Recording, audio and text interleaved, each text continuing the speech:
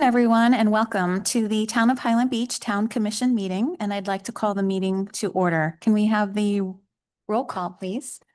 Commissioner Janowski, Present. Commissioner Goldberg, Present. Commissioner Peters, Present. Vice Mayor Stern, Present. Mayor Moore, Present. Town Manager Labadie, Present. and Town Attorney Rubin. Present. Thank you.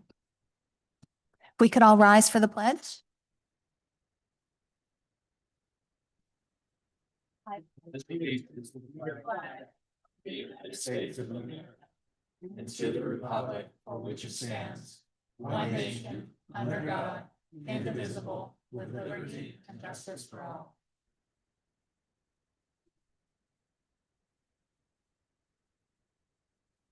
Are there any changes to the agenda?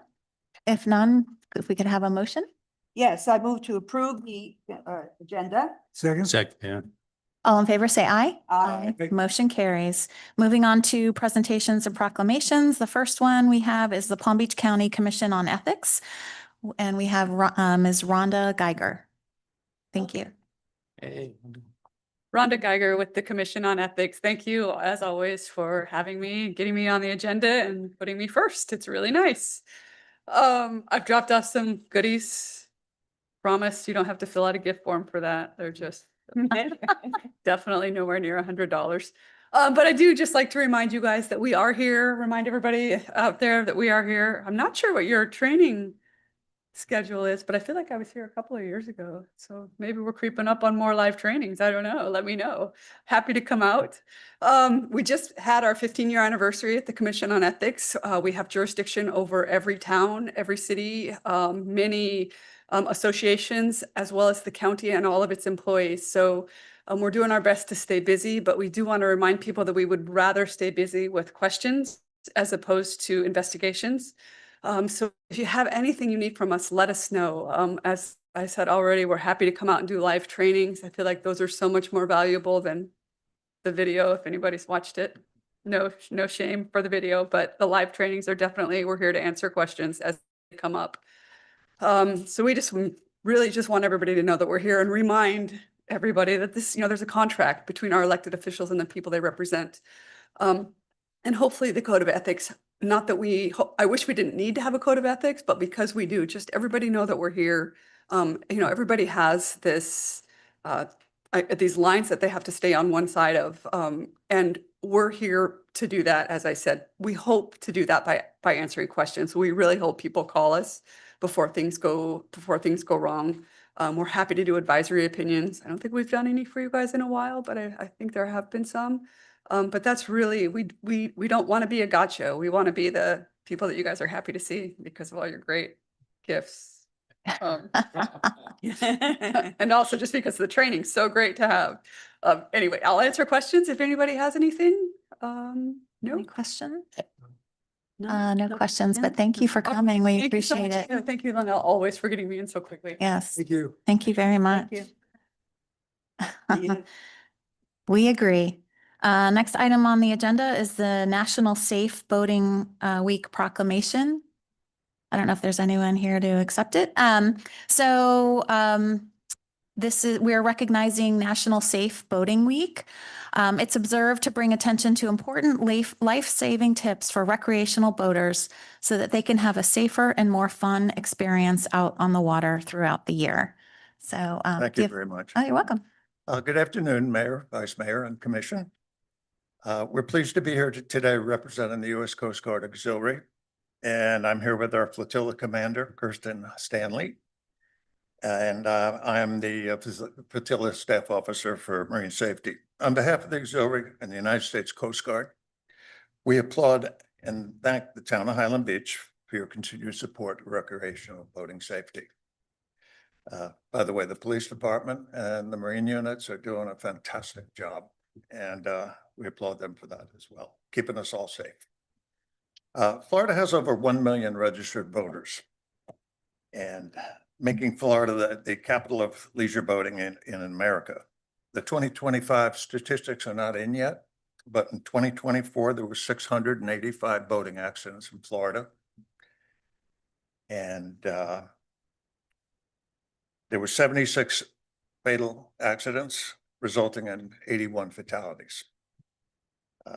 It's almost an 8% increase over 2023.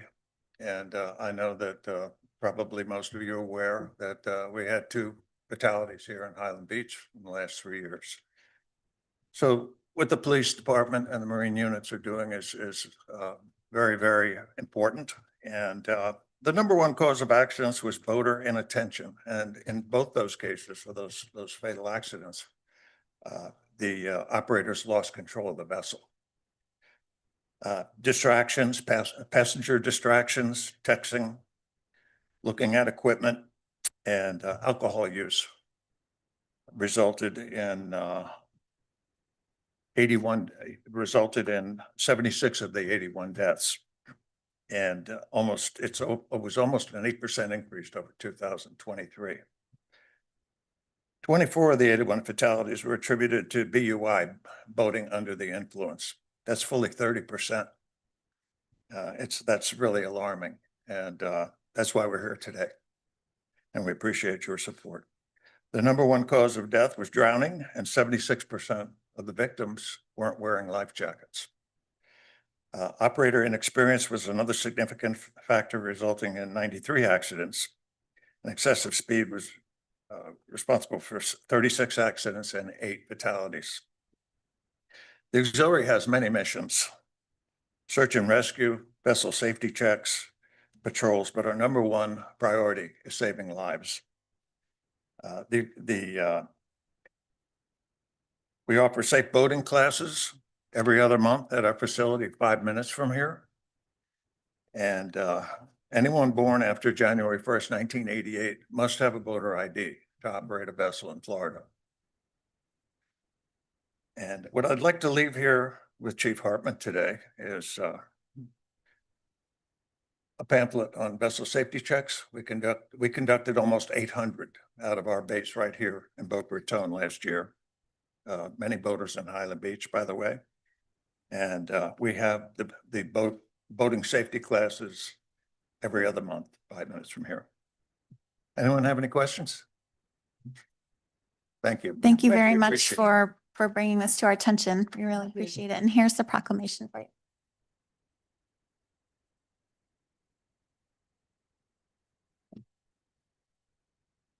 Next item on the agenda is resolution number 2026-006, a resolution of the Town Commission of the Town of Highland Beach, Florida, ratifying the selection, appointments, and term of office of members of the Financial Advisory Board and providing for an effective date. And we have an applicant, Mays Tamsey. If you wouldn't mind coming to the podium and maybe just introducing yourself and why you're interested in the board. I just retired March 17th. I've been in the financial securities business for over 44 years. I'm hoping that my financial background can help the financial committee. I've lived in Highland Beach for about 14 years. Excellent.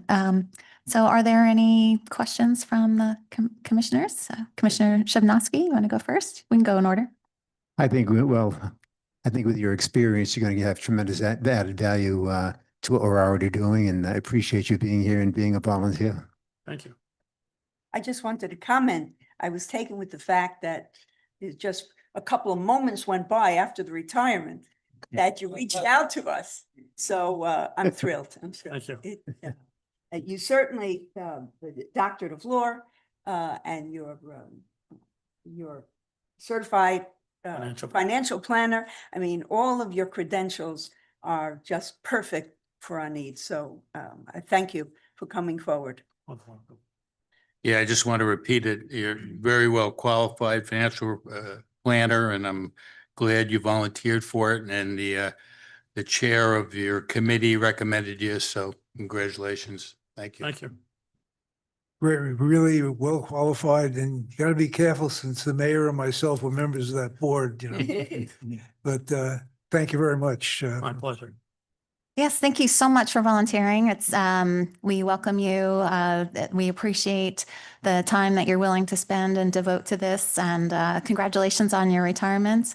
And we welcome all the great things that you're going to add to our town. So sounds like we are all in favor. If we could have a motion. Yes, so I make a motion to approve resolution number 2026-006. Second that, please.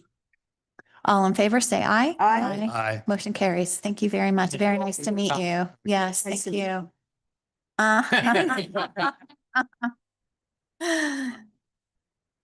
Next item on the agenda is Building Safety Month proclamation. So the month of May 2026 is Building Safety Month.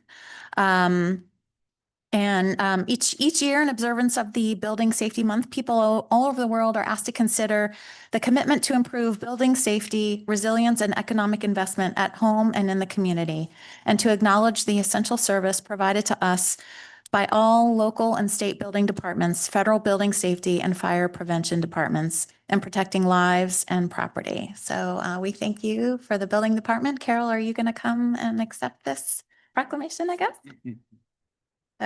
Thank you very much for everything you guys do. I appreciate it. Yeah. Thank you. Thank you, Carol.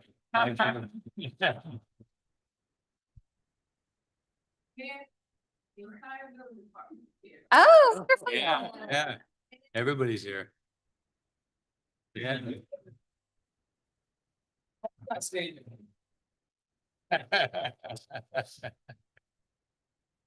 Thank you. Next item on the agenda is the National Emergency Medical Services Week proclamation. So we are declaring the week of May 17th through 23rd as the National Emergency Medical Services Week. The members of the Emergency Medical Services team, whether career or volunteer, engage in thousands of hours of specialized training and continuing education to enhance their life-saving skills. And we very much appreciate all that you do for us. So, is there anyone here to accept the proclamation? Oh, wonderful.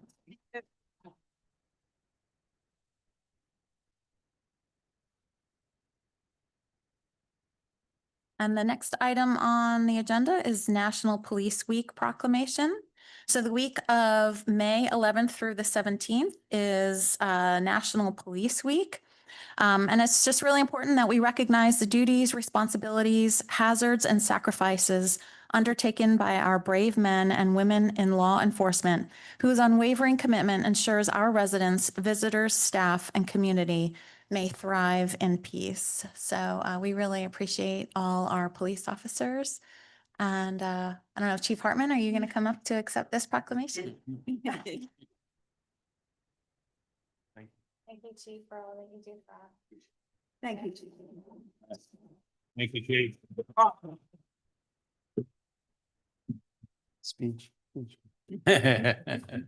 And then our last proclamation has to do with Memorial Day. And this is the 158th anniversary of Memorial Day. The National Monument of Remembrance Act was passed in 2000, and it requests that all Americans pause wherever they are at 3 o'clock this afternoon on Memorial Day for a minute of silence to remember and honor those who died while in service. So it's in a little over an hour from now, so I guess we'll have to remember to do that. I don't think anyone's going to be accepting this proclamation, but okay, so moving on, item 7, public comments. Is there anyone who wants to come forward with any public comments? No? Yes, there is? Okay. No, no, okay. No, they just leaving. They're departing. Okay. No. I thought they were all going to speak. Well, thanks for coming. Thank you. Okay, seeing that there are no public comments, there are no ordinances. Moving on to the consent agenda, there are just 2 meeting minutes. Any changes or discussion on the meeting minutes? If none, if we could have a motion to approve the consent agenda. Make motion to approve consent agenda as presented. I'll second that. All in favor, say aye. Aye. Motion carries. Unfinished business, Building Department Recertification Program update. Hello, Katerina Chidali with the Building Department. So at this time, there have been no significant changes since last month's report. We have 33 recertified buildings, 17 under restoration permit, and 1 under the extension to apply for the permit, which their due date is October 11th to secure it. The program remains stable and ongoing items and projects continue to move forward on a positive note. Excellent. Thank you for the good report. Good. Great very news. Thank Thank you. You. Moving on to new business, discussion of Chapter 6, Article 4, Seawall and Oceanfront Development and Coastal Construction Control Line Standards. Okay, I'll give a little primer to it. And I thought Jeff was going to make a presentation on his 12-point PowerPoint, 12-page PowerPoint. Jeff, you're going to bring it in? Jeff, Len and I kind of became aware of this issue recently, working through a development, and found some provisions that were in the seawall ordinance that apply to construction that naturally you would think would be in the planning and zoning elements or in some other location than buried in the seawall ordinance. But as it is written, we have it would be a lot of problems where basically many, I would probably say about 2/3 of the oceanfront properties couldn't be built the way they are today with these provisions. Just can't. We're strict in saying cannot or shall not build based on these conditions. So we've identified that as a problem because all these homes have been built here.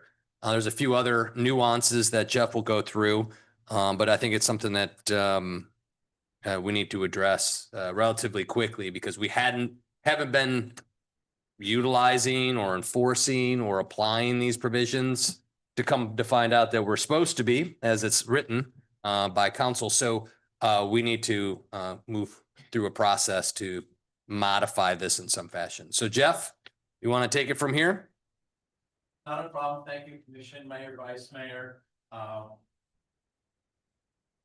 start off just by saying this was like it was inside a section of the building section in Chapter 6, specifically for seawalls.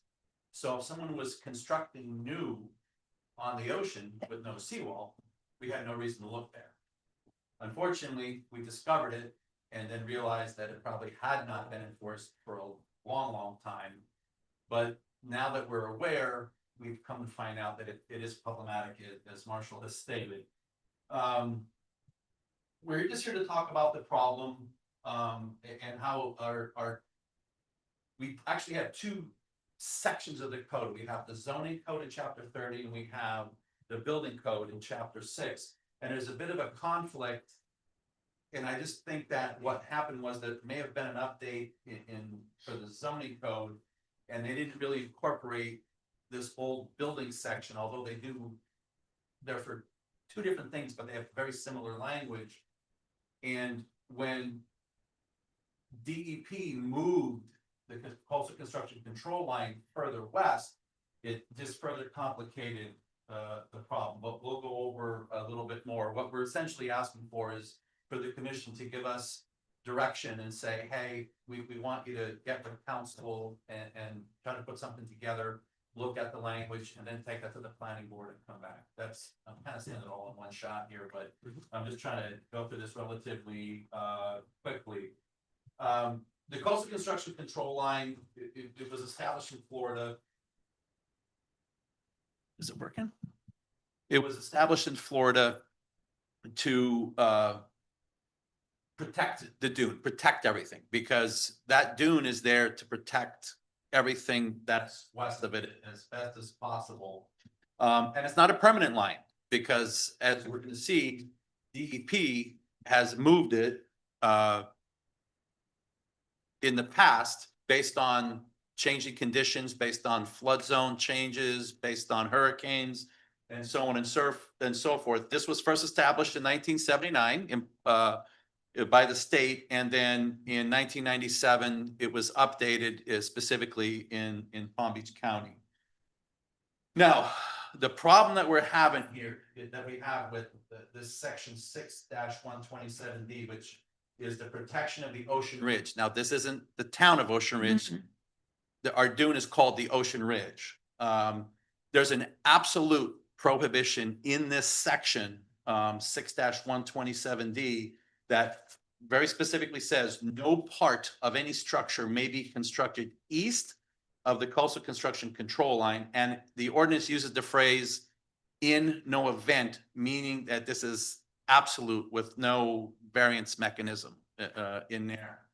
In addition to that, there's also a 120-foot ridge protection zone that no disturbance within 120 feet of the vegetation line or easterly survey line, whichever is further west, and typically it's the eastern vegetation line,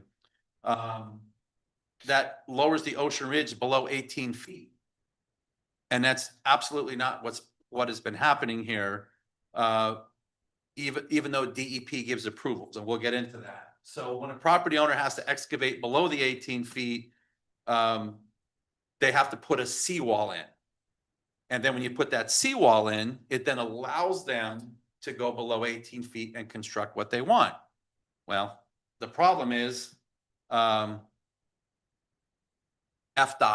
or FDEP will not allow you to put in a seawall unless there's an existing structure that's in danger of imminent collapse due to the scouring and the ocean. And that's essentially the problem. So when they reestablished this line and moved it westward, it created a problem because we didn't amend that ordinance, and it rendered some of those properties, a lot of them, completely unbuildable. Even if they have FDEP approval, they don't have our approval. And that would include condos and beachfront properties as well as the, whatever the beachfront, whatever you guys have, the Coronado, what's that called? You guys call it your beach club? The beach clubs, those would be in play as well. That is correct. And you can see that in this overhead shot that I have. I showed you some condos. And now what this is, these are properties that are partially east. And this isn't all of them. This is just a select few that are, they're just partially east. So the red line is the coastal construction control line.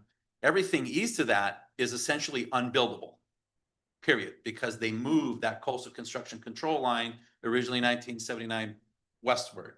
Okay. Excuse me. So what you're saying, if there's private homes on the ocean, now the line could even go to A1A, the new line. So if there's an open lot, that can't be built on at all. And yes, and you're going to see that. Okay. You're going to see that next. Absolutely.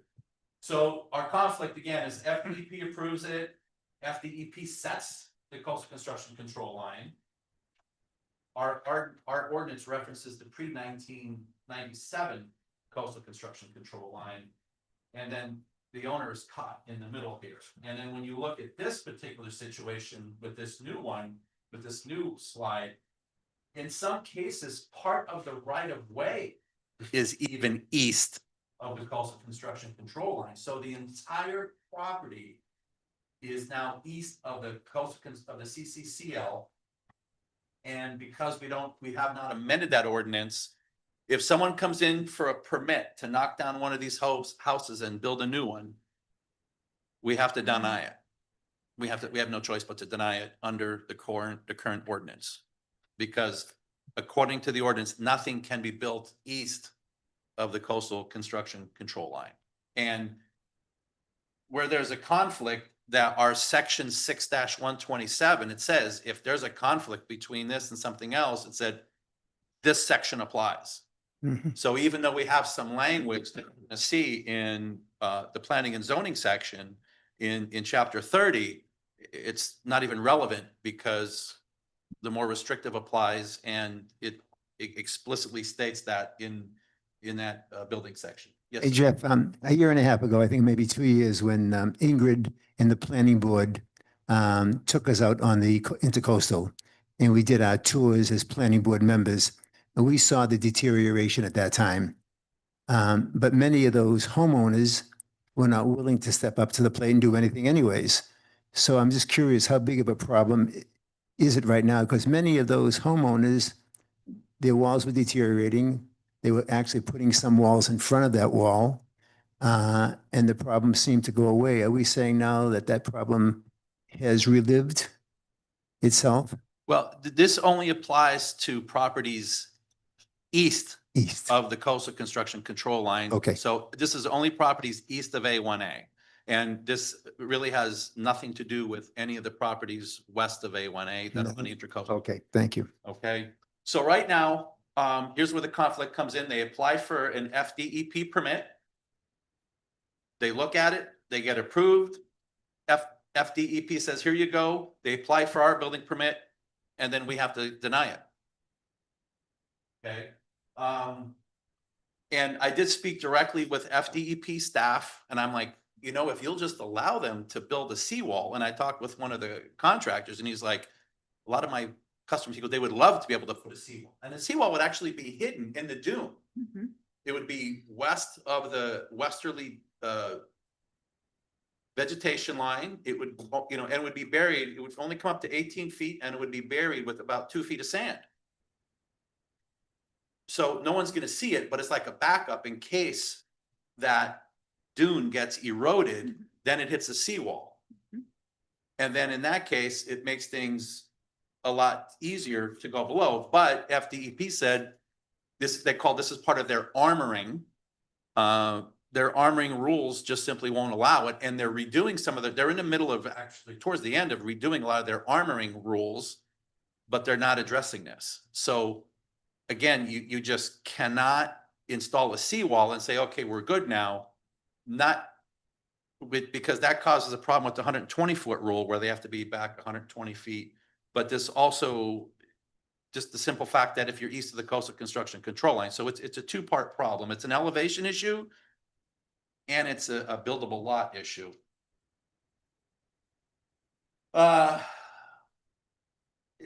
This is just going over the same things we've already done. This is just, I'm not going to do the same thing again and waste your time on this. And it's this supersession clause in 6127D that overrides all of the other code chapters where they conflict. And again, so I'm just being redundant. I'm very redundant on this. But section 30-83E, it already contains DEP differential language that would solve the problem. The problem is we can't use it. Okay. The town commission enacted that solution in 2000, and the supersession clause in 127D12, it just nullifies it out there.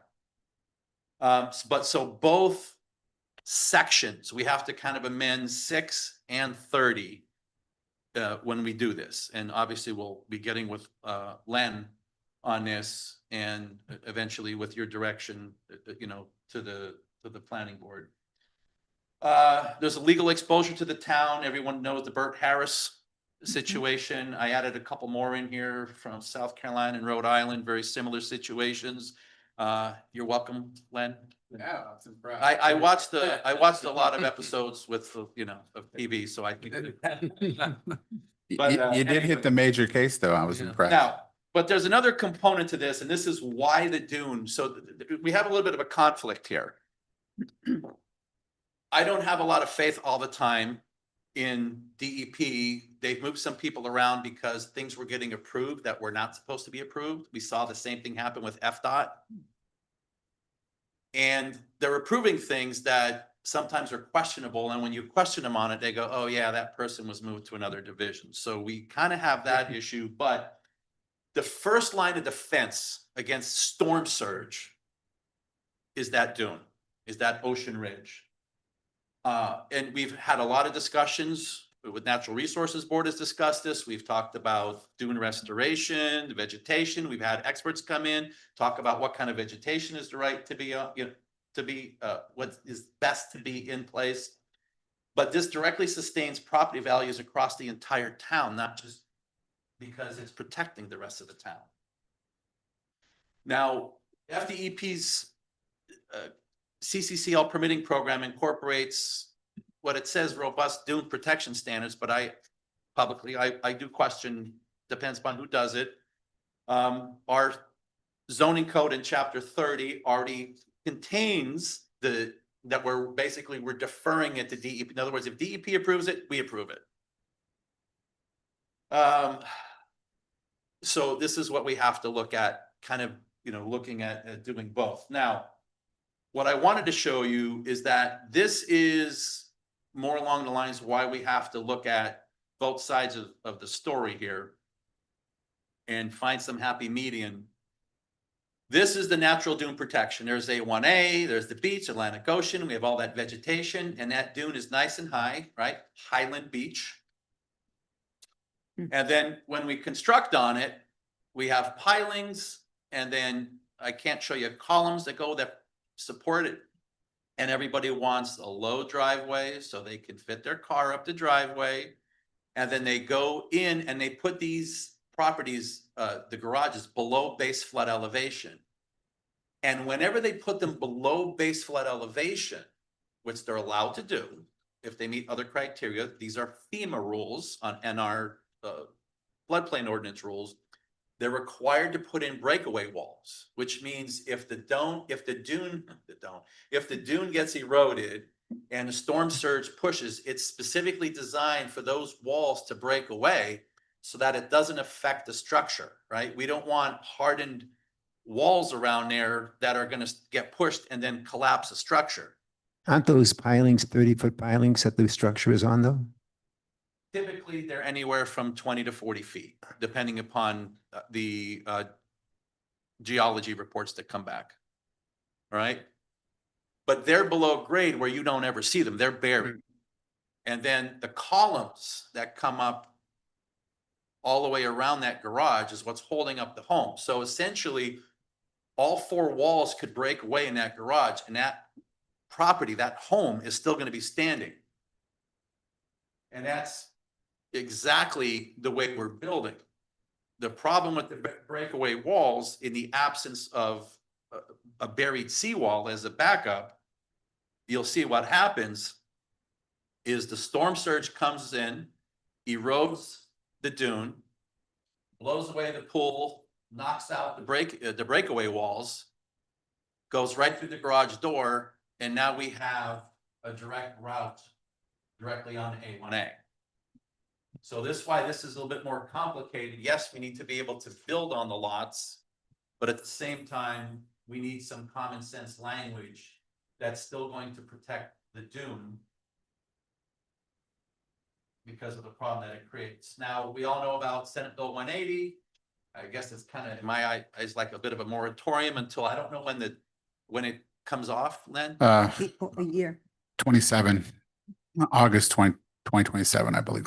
Okay, so August 2027. So we can't do anything more restrictive. We're actually trying to make things less restrictive. But we have to see how we can find that, that middle ground on here.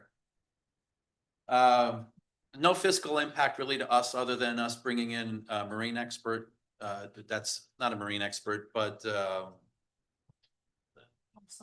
coastal management engineer who I've already spoken with, and I've spoken with, about this situation. I've spoken with DEP about, DEP about this issue. But this could be a significant cost to the owners if the lots aren't buildable, or they have to, in other areas, have to build in a certain way. They just increase their costs because they can't build what they want, and they may end up putting in smaller homes. And so there could be a different cost. Marshall? So I would say we have two things we have to solve. One is the development issue to allow what is currently been allowed and exists.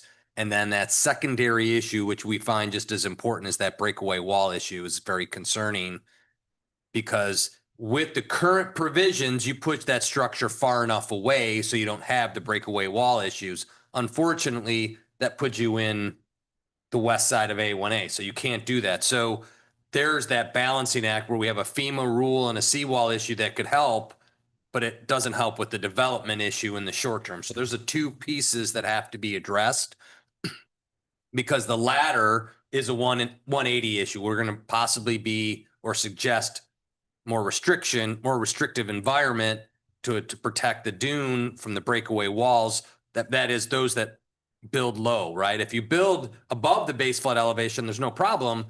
But then on the very narrow properties, your driveway is too steep for we always jokingly say for the Ferrari or the Maserati, it's just the driveway is going to go straight up. So that's why they build down, is to get that smooth driveway. So we got to figure out if there's a balance somewhere in there to at least minimize or limit that. But we also have to work with the federal rules from FEMA and the floodplain. So that issue is one. The other is we've got to allow people to move east of that coastal construction line.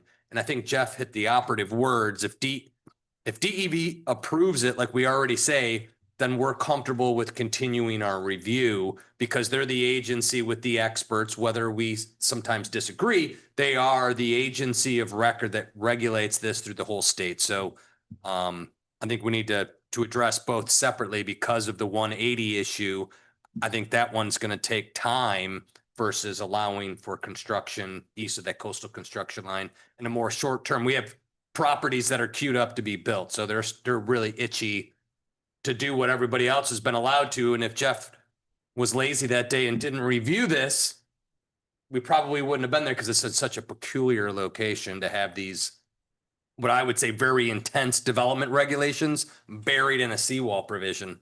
It's kind of dangerous to do that. So we need to get that. Is the short order issue, and the long-term issue is the more of that dune structure protection over time.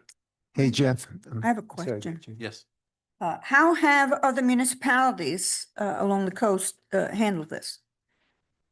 It's just my understanding, the majority just, if FDEP approves it, then they approve it.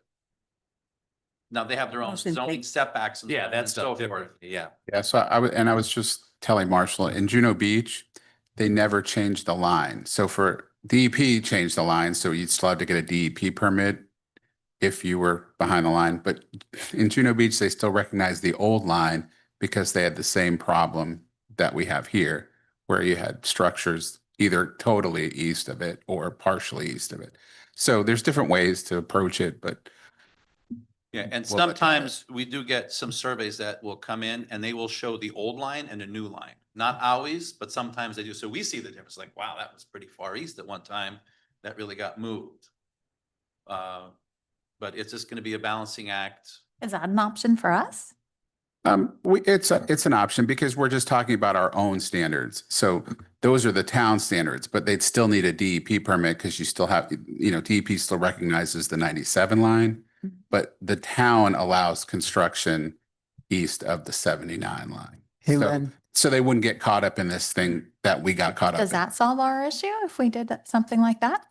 And I don't know I don't know where the 79 line is in Highland Beach. We'd have to look at it. but- Yeah, every now and then we see it in Well, state statute also says I think it's every 20 years or 25. It's a peculiar 27 years. It's a peculiar year where the surveyors go back and reassess the location of the coastal construction line. So this could be an issue ongoing, even though 20 years seems like a long time. They are going to be moving that with time. A lot of people that do this work will say, the sea level rise issue, the natural change of the coastal line, the coastal shoreline will change. So we just got to be careful not to pick a line. I think would be a safer bet in the long term for the community is to pick until a point in time, if they dissolve the DEP, then I would say we need to take a different position. But so long as they're a state agency charged under statute to regulate it, you kind of default to that because they're the ones that have to change the coastal construction line. So I don't know if I would pick lines per se, unless. It's an approach. We'll talk about it. Yeah, but I mean, because this is the only thing that's predicated on it. If we had more provisions in the ordinance predicated on an exact line, then maybe something like this would have to go into it. Like we'd have to recognize the old line. But here, I think we have the ability to change or loosen some provisions or put consistency. What's in the zoning code, chapter 30. If we align those two, I think we're in really good, safe space moving forward. And then we can try to tackle over the long term that bigger issue that Jeff had just shown you, which causes a lot of alarm for me. It should for all of us that we have breakaway walls halfway in a dune complex. It's not ideal. But that's a longer term issue. Hey, Len. I've been led to believe that structural integrity was the number one priority. And this is a secondary issue. At least I've been led to believe that because water coming on A1A, truly understand. and we've had water in A1A for a while. Okay, but I think when we look at the buildings themselves, are we actually identifying a problem that right now is not a problem? Well, I think the coastal, that it is a problem right now because, you know, it's not necessarily the condos, it's a single family. And I would, even if they wanted to do an addition, it could be an issue because you Okay. can't have any structure. So I think it is something that we should pretty quickly address because as Jeff and with all his legal research, he's absolutely correct. You know, you can't, if you deny a property owner all use of their property, that's a taking. It goes beyond Bert Harris. Bert Harris is just if you burden it, but if you're saying, oh, sorry, you can't build on this lot, that is a liability problem that we have to address relatively quickly. Are there property owners today that are waiting for funds from? Yes, right now, Yes. waiting. That kind of, I think this kind of brought it up because I know the breakaway issue is driving Jeff just as crazy as me. And I think they started talking about a seawall on a property and the property owner was like, sure, we'll put a seawall in, whatever you want. But their consultant was like, DP won't give you one. So it kind of breaks it. Then if you don't have a seawall, our setback provisions for the coastal construction line go in and basically at the property in question, they'd have to build their house in the middle of A1A. So, and we basically took the value of their property away. They cannot rebuild on that property. I'm not claiming it takings. I'm not saying that. I'm just saying the way it's provided, it's very restrictive. And we have someone who submitted, and before they got approval, we made them comply. Now it's a little bit of a deeper lot.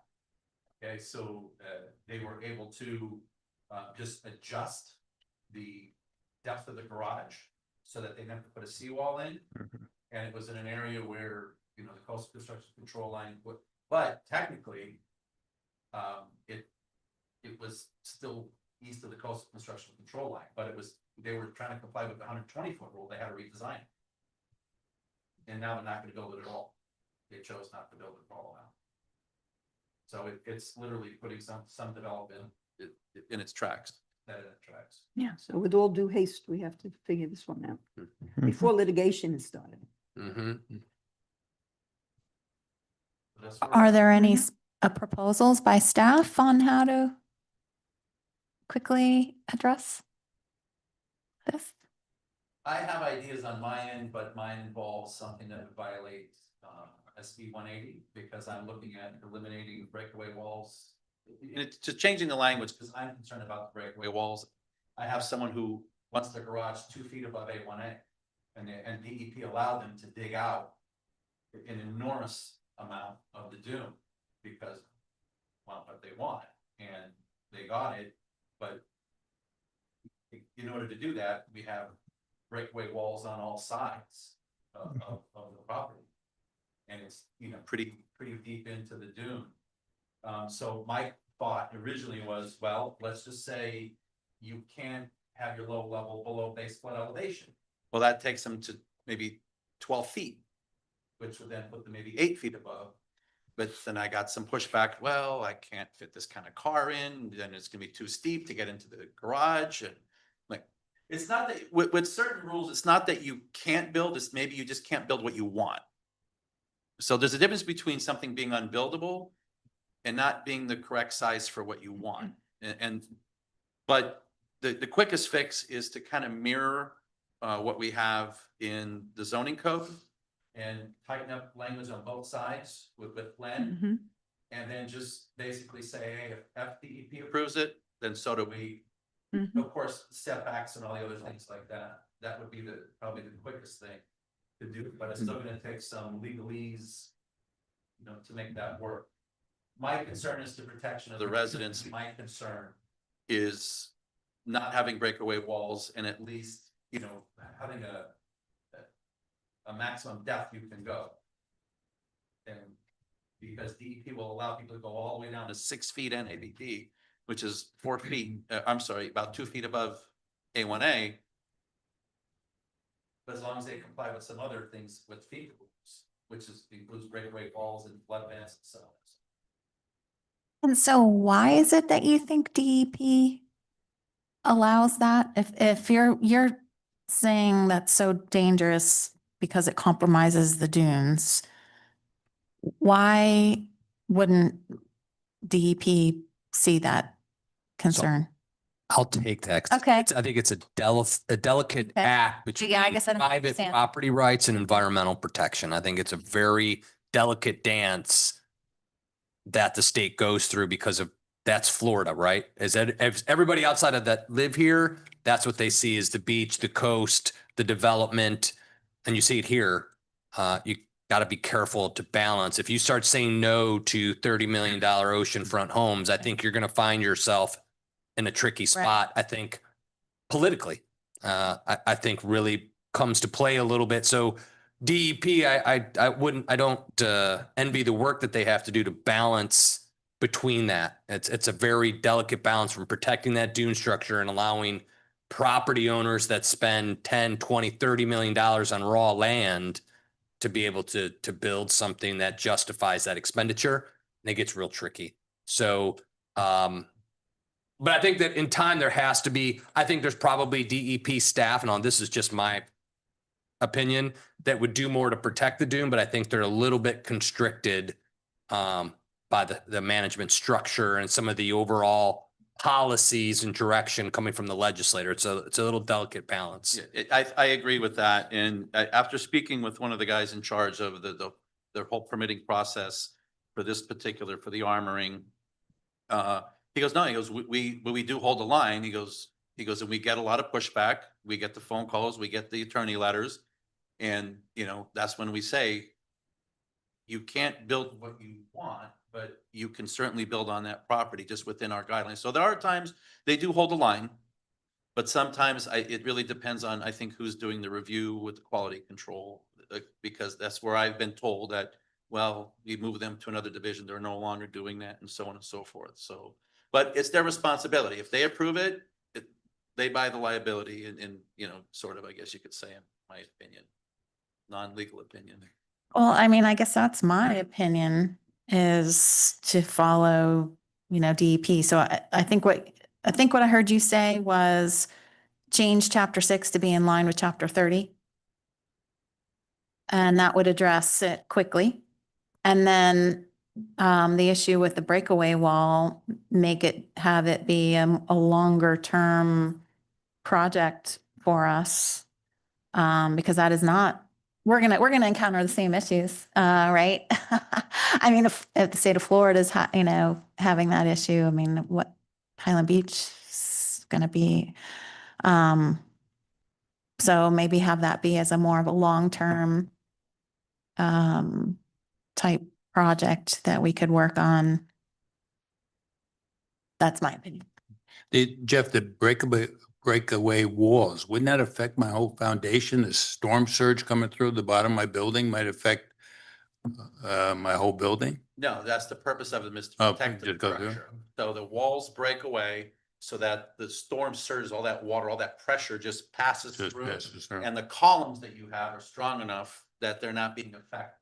Okay. And there's a whole bunch of things when you go below base flood elevation, the slab can't be more than 4 inches thick, so that it has to be designed to break up and not into big pieces, because they don't want big pieces of concrete coming in and knocking out a column and having the house Right.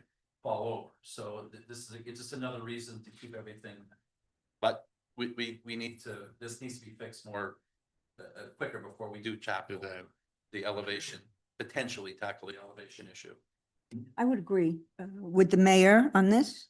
It seems that we're already preempted by state and federal authorities. So to the extent that we can do the workarounds on the ancillary issues, that's probably the way to go.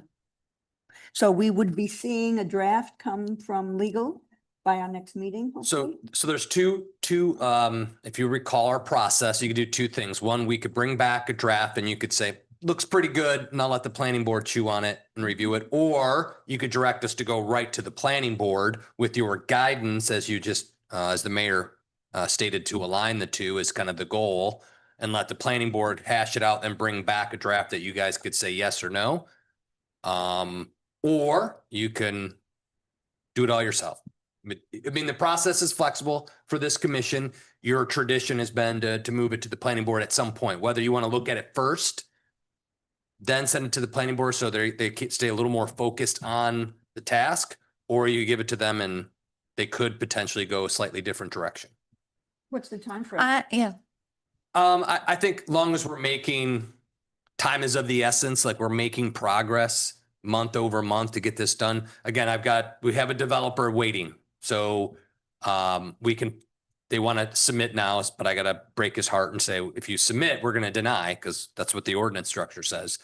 So they have some flexibility in their timeline. So long as we're matriculating, I think we'll be okay. So we can get something maybe late summer, early fall to have some first, second read type action. I think we're safe. So we have the summer to digest most of this and work it out. And so to put out there, let's send it to the planning board right away. I don't think we need to see it first, but I would like to have the planning board be a part of it. I think their input is pretty critical. So I would recommend we direct staff to send it straight to the planning board as quickly as possible. Let them review it, and then the next part of that, and let them review it and approve it, have their recommendation, and then bring it to us. with the focus of aligning chapter Yes. 30 and chapter Yeah, 6. correct, right? Motion? With all due diligence. Sounds like a motion. Yes. Is everyone in agreement? Yeah. Okay, yes. A motion to move this to planning board with a response with all due diligence. With alignment of chapter 30. I'll second that board. And a roll call, I guess? Yeah. Roll. Yeah, go ahead. Commissioner Goldberg, Yes. Vice Mayor Stern, Yes. Commissioner Janowski, Yes. Commissioner Peters, Yes. and Mayor Moore. Yes. Motion carries. Thank you. Thank you very much for bringing this to our attention. Oh, we have a Yeah. question? Yeah, we have a question. Does that affect, Jeff, anything with the stipulation agreement that we have like in process now? Like, No, No, no. affect that, okay.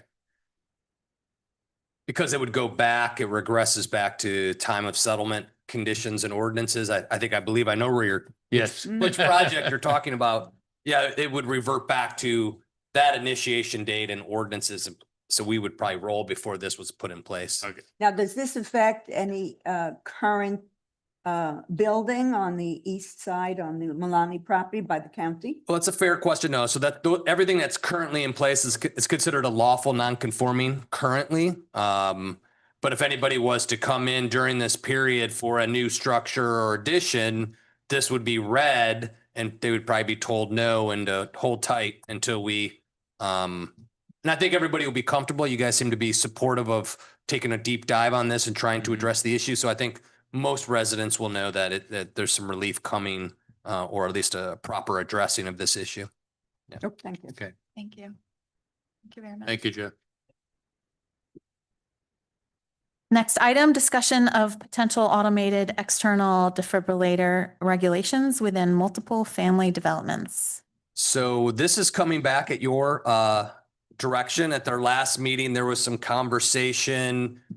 We were passing a proclamation of AED CPR month.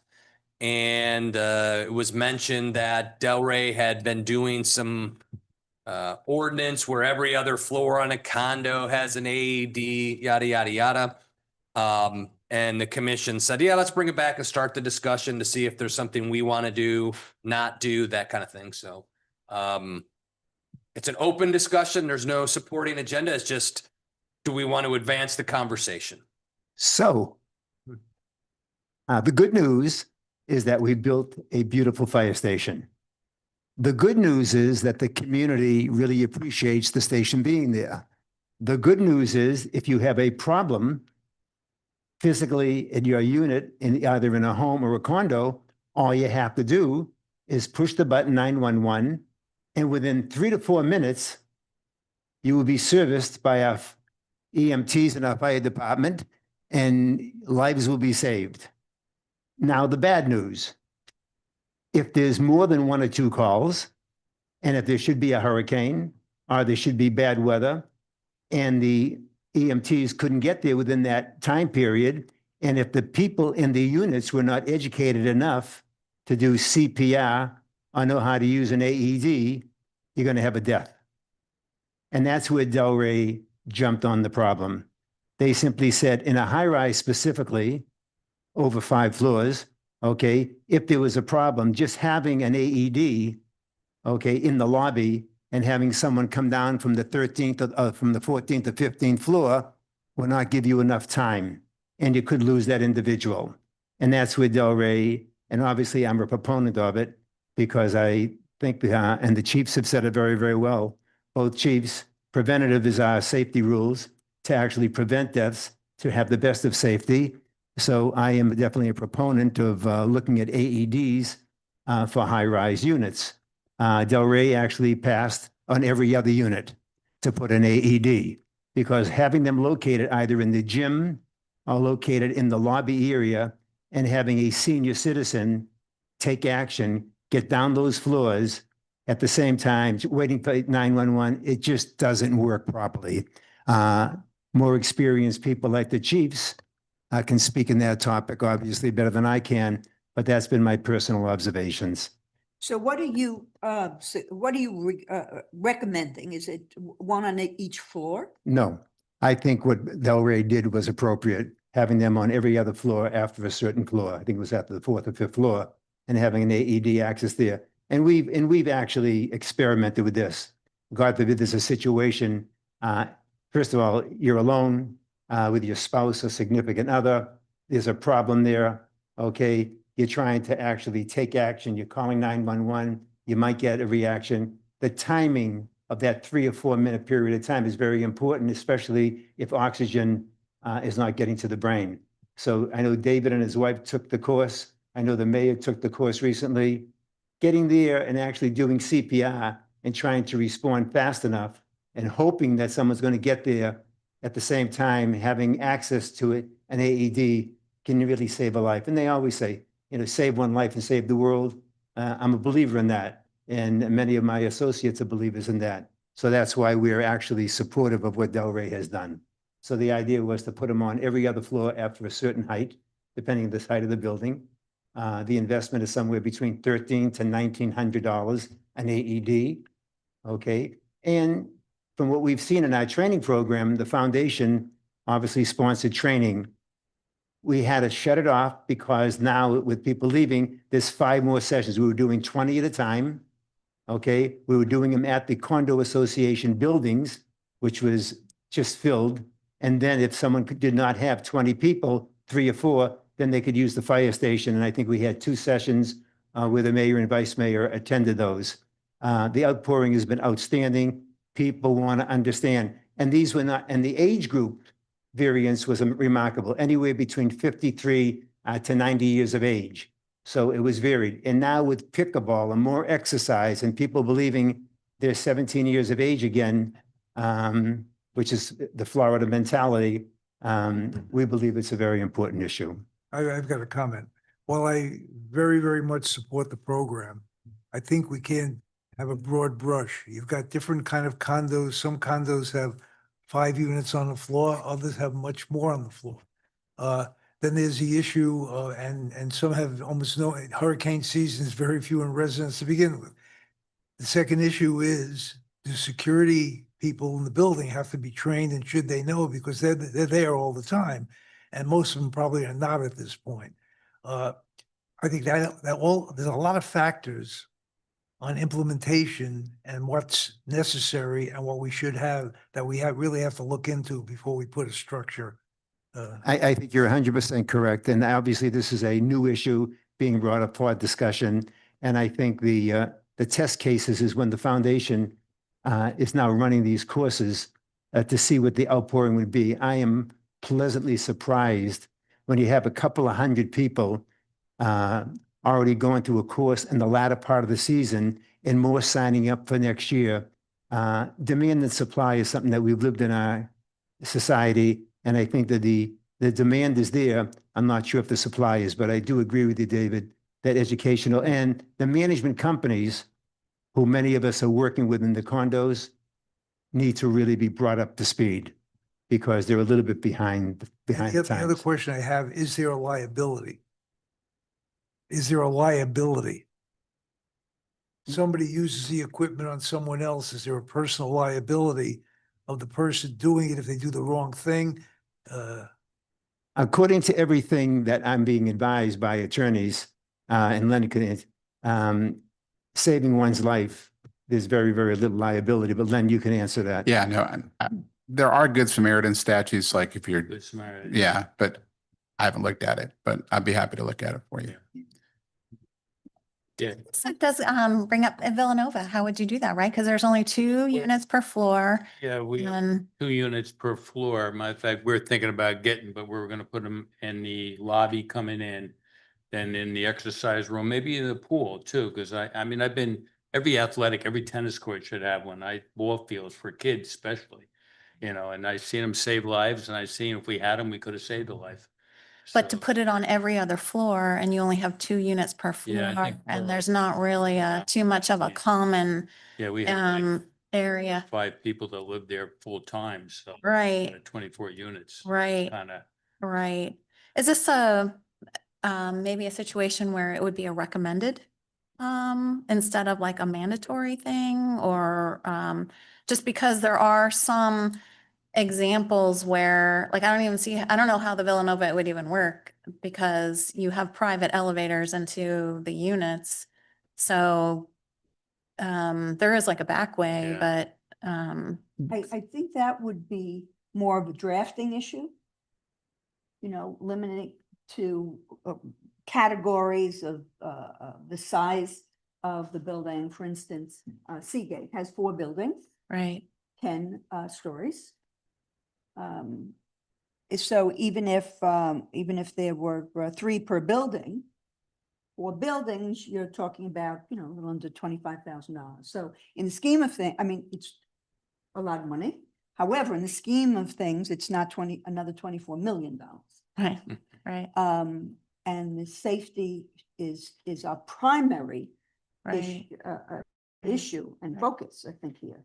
And we don't want it to be unduly burdensome. I'd like it to move forward and have invite the public, put it on the agenda. Yeah, I agree. Have a real good discussion Mhm, about this, because there's all sorts of variables. right, There's going to be probably 50% of our population are going to be less interested because they're not spending as much time here.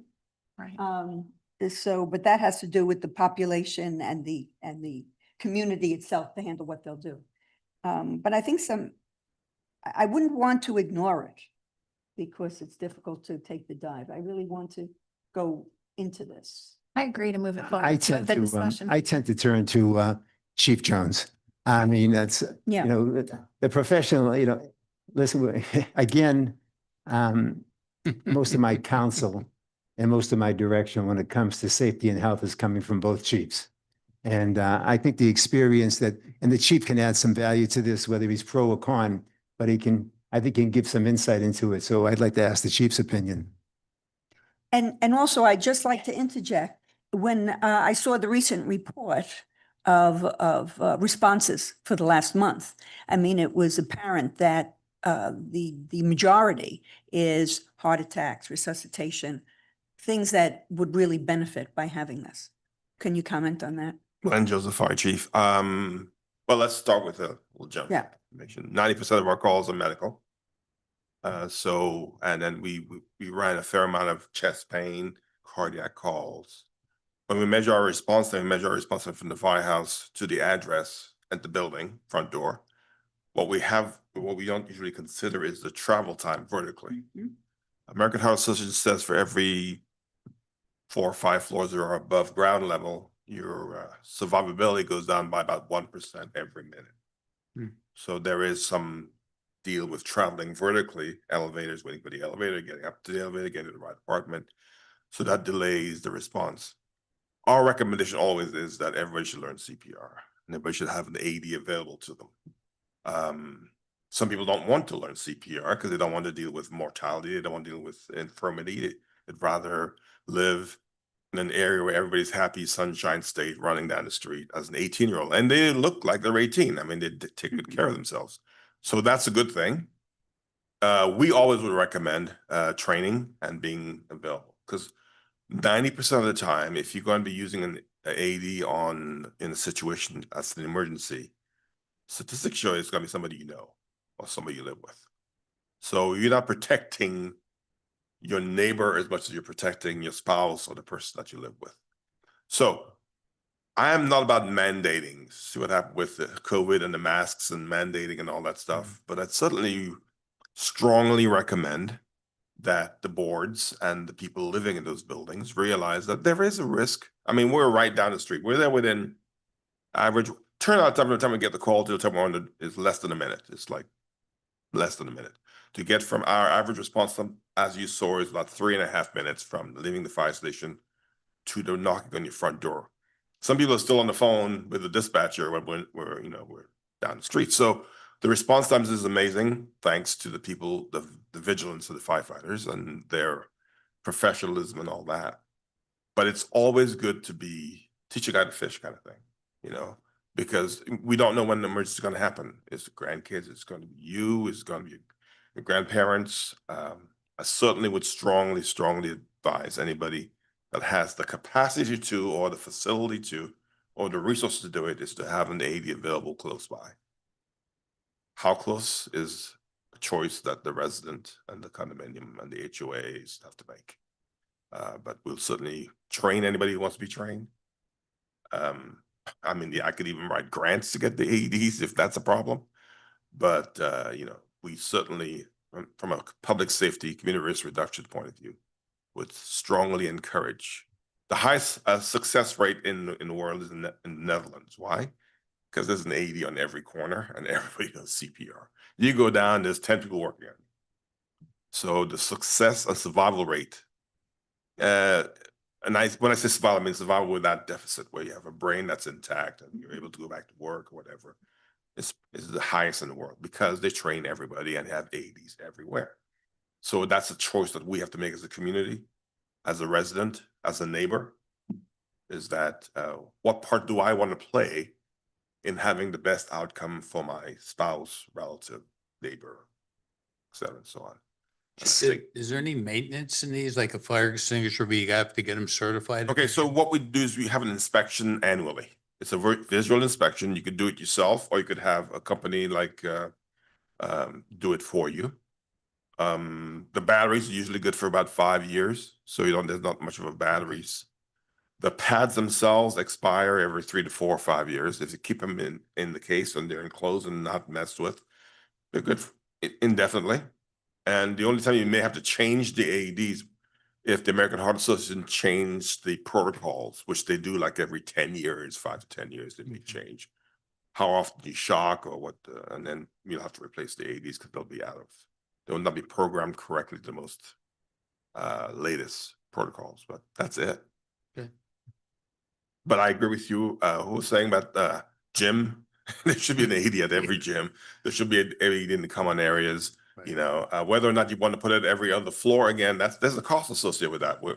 I live in Delray, so we're looking at $20,000 for our building to put AEDs in every floor. Now, is that of value to me as a responder? Absolutely. I want to say one thing about that. I've sat in board meetings now for 6 years. We are spending thousands of dollars to charge 6 cars with EV chargers and the things that we're spending money on. When someone says to me, my goodness, this might be an expensive investment, it's $1,900 or $1,500. I say, we just spent $30,000 for 2 chargers for 6 residents that are here. I mean, our priorities, as a group, we have to really start saying, I had another resident say to me, what are you trying to change this facility into an old age home? A number of the people that have had heart problems in our facility have been in their early 60s and late 50s. So I think that the course that we're on in saving a life is more important, and I think we have to get through some of the rhetoric. And as a resident of that community, I think you have every right to believe the way you do. As a fire department, I will recommend strongly that we do all those things, but we have to make decisions ourselves and choose our path in life, in my opinion. Thank you. Question? Thank you. Thank you. So. So I say we move the discussion forward, right? We Yes. continue to discuss it, get public input on it. And as an attorney, I'm always interested in the liability aspect. So that Sure. would be for our council to delve into. Yeah. Yeah, I looked at it real quick. Florida does have a Good Samaritan statute. So as long as you don't act with gross negligence, as long as you're trying to help, generally you're immune from liability. Well, the New York boards has may be concerned, the local Right. boards, that if they pass that measure and if the particular person charged with helping out, they may say, I don't want that lawsuit. You know, I may win that lawsuit, but I don't want that lawsuit. I want to be, convinced and. Right. We all know it doesn't stop people from suing. Yes, Right. that's right. Definitely, definitely. I'd be concerned, Judy, if you took the AED and put it in the wrong part of the body. That's The individual could suffer. so many people live alone. However, all of these things would come out at a hearing. And so we should be able to do that. That's great. Very good I'll keep discussion. moving forward. Thank you very much. Excellent discussion. New business item C, approve the award of the bid and authorize the mayor to execute a contract with CMM Roofing for roof replacement in the amount of $626,000 in accordance with invitation to bid number 26-001, library roof replacement. This item aligns with the fiscal year 2026 strategic priorities plan, capital improvement plan number 27-002. Good afternoon. Ander? Skender Good Coma, afternoon. Town Manager's Office. So back in March, we put out a request for proposals to replace the library roof with an option to also replace the building department roof, depending on the pricing that we received. We received 14 proposals, which we shortlisted down to 4 and sent to a selection committee to rank. We ranked CMM Roofing first, which is who we are recommending for award today, and we are also recommending replacing both roofs at the same time. So the bid document was a library bid document with an add-alt for the water plant. Correct. Correct. Yes. And the reason you want to do the building department roof is because it's probably close to the time to replace that and probably have a better deal if we do both. at one time. Yes. So the building department was actually the one they were planning on replacing first. Then the library started springing a bunch of leaks, so they had to push that one ahead of it. But we think we'll save a lot of money with one mobilization and buying more materials. Makes sense. Question. In looking at the packet, Mhm. I didn't see, it may have been there, I didn't see a breakdown of the costs that add up to the total. And I'm most interested in one thing, and that's how much within the budget is contingency. Because some of the items I saw limits the amount that they find when they open up, how much they can repair. Mhm. How much do we have in reserve in the project for contingency for things that are not known now that are found? That I don't know off the top of my head. I do know we just did lump sums for each building, but I can find out how much we have in contingency for each. Again, I'm sure you do, but it would be nice to see at each of the projects what the estimates are, the final estimates and how much of that is contingency. And hopefully it'll fall within. With the bid replacement, did we contemplate within their proposal a certain percentage or a portion of underlayment that will have to be replaced or any of that nature? Or do we just say, assume that it's solid and move or? No, I believe some of that's in there. I just don't know what the percentage would be off the top of my head. Okay. Yeah, it definitely addressed the underlayment in the specs. There is an agreement that the roof has to be replaced, right, Marshall? What's that? There is an agreement that the roof has to be replaced. Yeah.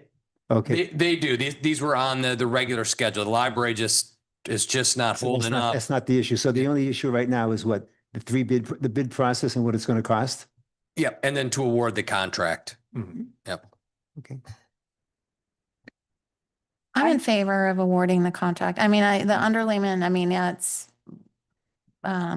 usually they, they put some amount in, and then if there's a little bit more, then, usually the contractor has to go back to you and Yeah. say, is that okay? And we put Whatever. out very detailed specs, so they should know. They should have built in there, Mhm. whatever they. Some amount Yeah. probably, and then it might be over or under, Mhm. most likely over. Skender, what was it, 3 bids? We received 14. We shortlisted it down to 4 that we thought were pretty solid. I'm more curious on the 626. Mhm. Why were they selected? Was it the price or was it who they were? I'm just curious how they were selected. So price was 30%. If you look in your packet, there's a sheet that looks like this. Mhm. This is the score sheets for all 3 of our selection committee members. So there's a formula to determine the points you get for the price. And then each of them read through the packets and kind of scored them, based on the presentation they gave. And at that's the how you meeting. derived it at 626. So the 626 is just the pricing they submitted, and then they kind of give us like a whole presentation in a booklet that we have to go through and score them on as well. And the 626,000 was the price they submitted. Okay. Yeah, so in the RFP process, you have a little more leeway based on the qualifications of the Sure. firm. So if you just do an ITB, an invitation to bid, generally you have to take the lowest responsive bidder. In RFP, you have more flexibility. That's really the bottom line to it. Yeah, and the lowest price isn't always the best. No, we've. So, I'm in favor of moving forward with the CMM who has been recommended by staff. I would I agree. don't know I if agree anybody with else that. has- Now, are we looking at, now this is resolution 001. Is there another one? Appears to be another one for the library?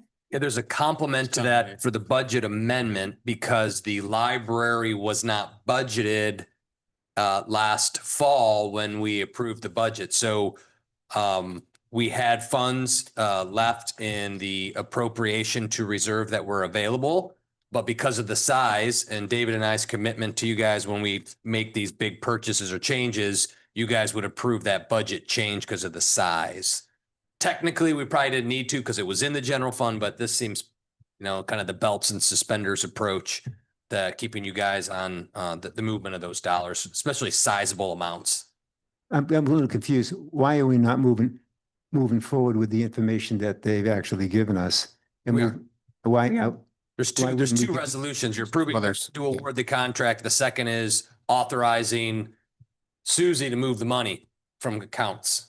Mhm. Yeah, within the budget, moving the money around. To complete the library. Right. Mhm. So yeah, we need 2 motions, once, as Marshall said. Are we ready for a motion? I think so. Yep. Make a motion to approve resolution number 26 dash. We'll do the, I would- 2026. no, I would do the first motion would be to award the contract to CNM. Okay, And then the second motion would be to approve the resolution. okay. Mhm. So motion to award the contract, and do you want it specified in the motion to CMM Roofing? That's fine. Motion. To approve, Nope. oh, you want a separate one on that? Yes, ma'am. Uh, Thank you. I'll second it. Mhm. No. Now, the- motion to approve. So what we need, Yeah, so we're gonna vote on the first one. so the first motion is to award the bid and authorize the mayor to execute the contract with CMM Roofing, Inc. Okay, Commissioner Goldberg, Yes, Commissioner Peters, Yes. Commissioner Chudowski. Yes. Vice Mayor Stern, Yes. Mayor Moore. Yes. Okay, motion carries. Good. Now on to the Yeah. resolution. motion to approve resolution 2026-007. I second it. Commissioner Goldberg, Yes, Commissioner Peters, Yes. Commissioner Chudowski, Yes. Vice Mayor Stern, Yes. and Mayor Moore. Yes. Motion carries. Thank you. Thank you, Skender. Usually Sergio or Pat kind of oversee that, kind of like Yep, making. that and they'll have building permits, so our inspectors will be, and it's their building, so they're really close to every morning. They'll be there when they come back, they're staring at it, so we'll keep a close eye on those. And again, just in case you didn't catch it, I'm sure you did, we are moving to the metal roofs. So these are the metal roofs, Oh, yeah. not the barrel tiles that we currently have. So we're making officially per your direction, that change over to the metal roofs. Excellent. So it'll look really cool. Yeah. It'll look really Last nice. a little longer too, a little more. 50 years. So, I mean, that's good. Yeah. And insurance companies love them. We should get a Perfect. better deal on the insurance. Well, we'll call Kyle when we get out of here. Tell him to lower my insurance. Yes. On the firehouse now, the new firehouse. That's basically a flat roof. And I think over time, as we progress, the little parapets and stuff will move over to the metal roof as well. This will be the last building because we did this, was that in 21, we did this building. So this will be the last one to change over. Okay.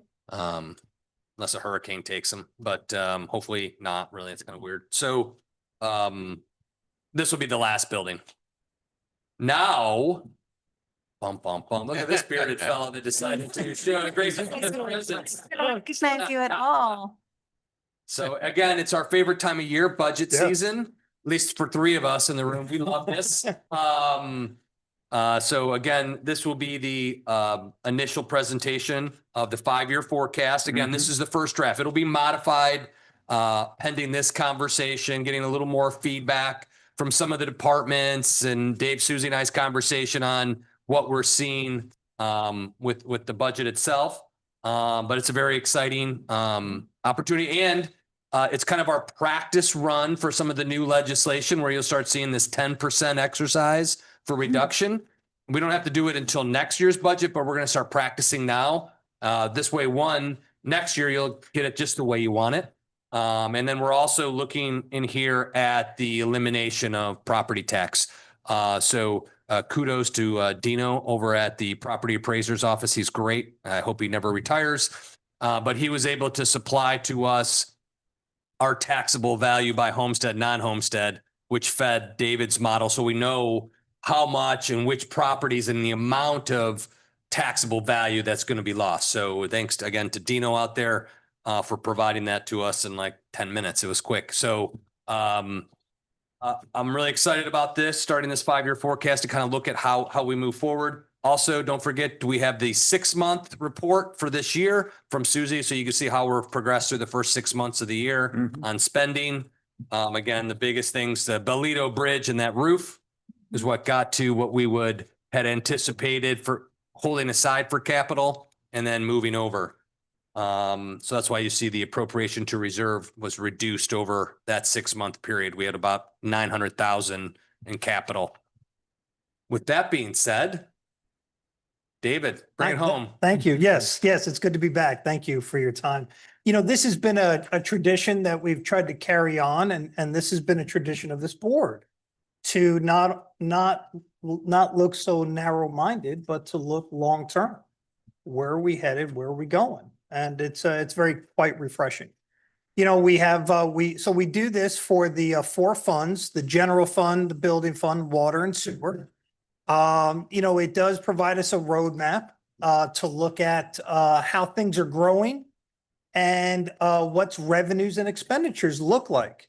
And then again, how do we develop that? You know, we utilize some compounding annual growth rates, which is a calculation a little bit more fancier than just an average. It takes into consideration time, as well as it takes into consideration, it smooths out highs and lows. So we're just looking at the big picture, because that's the goal, right? 5 years out, I'm not going to hit any of these numbers. Oh, okay. But at least it gives us, this is where we're on track of. And so, you know, we took some, the chart you see there on the left, that's, inflation for this area. You know, if you recall, inflation was very, very high just a few years ago, right? Back in 2022 is when we saw the peaks of it at over 10%.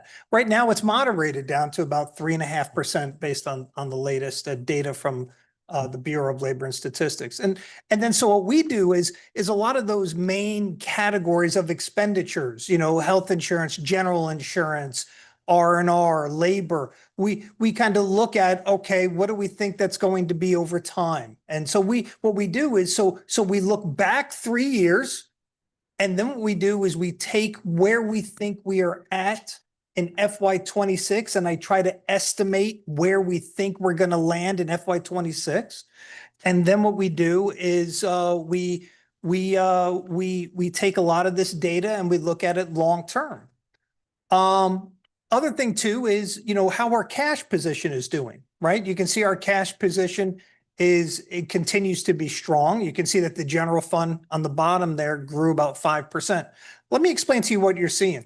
What you're seeing is something that we call pooled cash, right?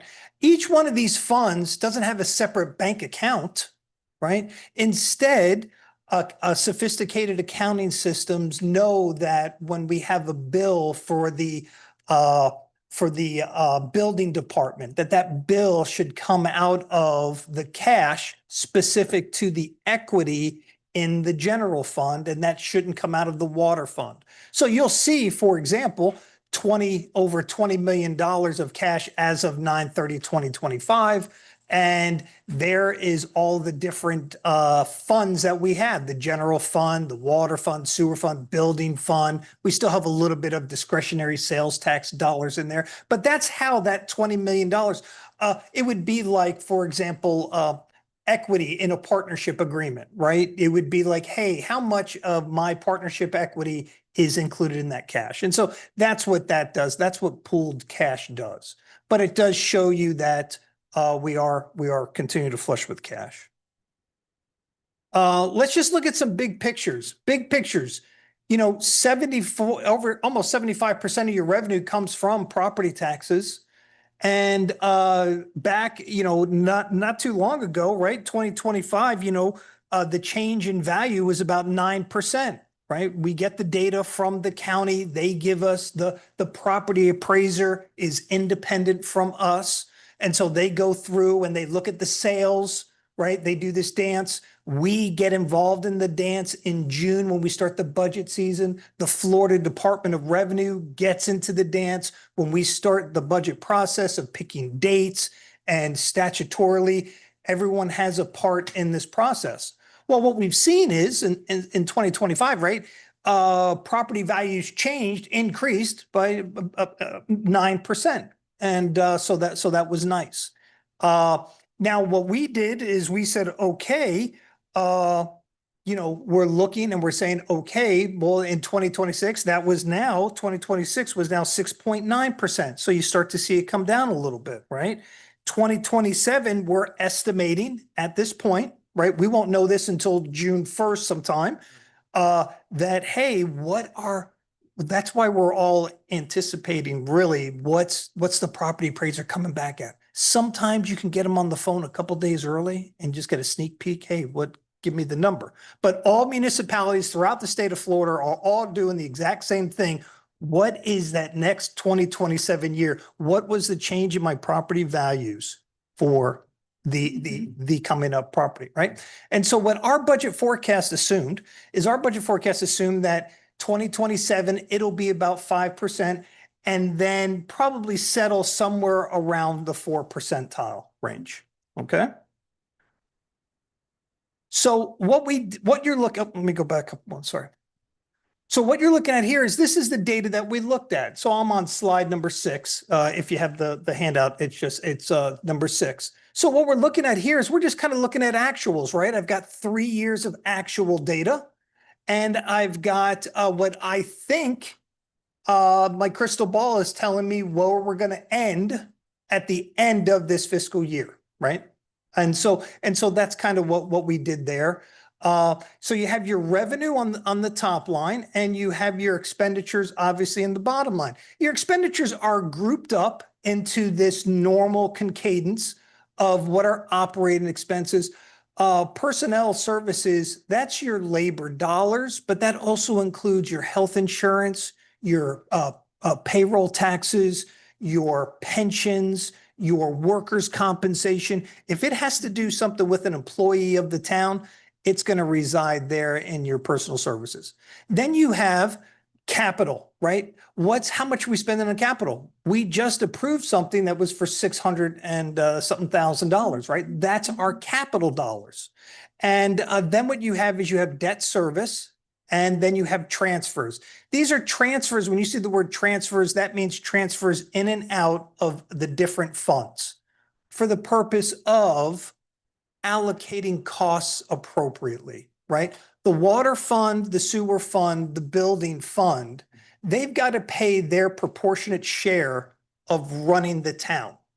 And so that's what we look at every year, especially with our auditors. We look at that, we come up with the dollar value of what, because the reason why is there's a lot of embedded costs here in basic running the town, which basic running the town falls under the general fund, right?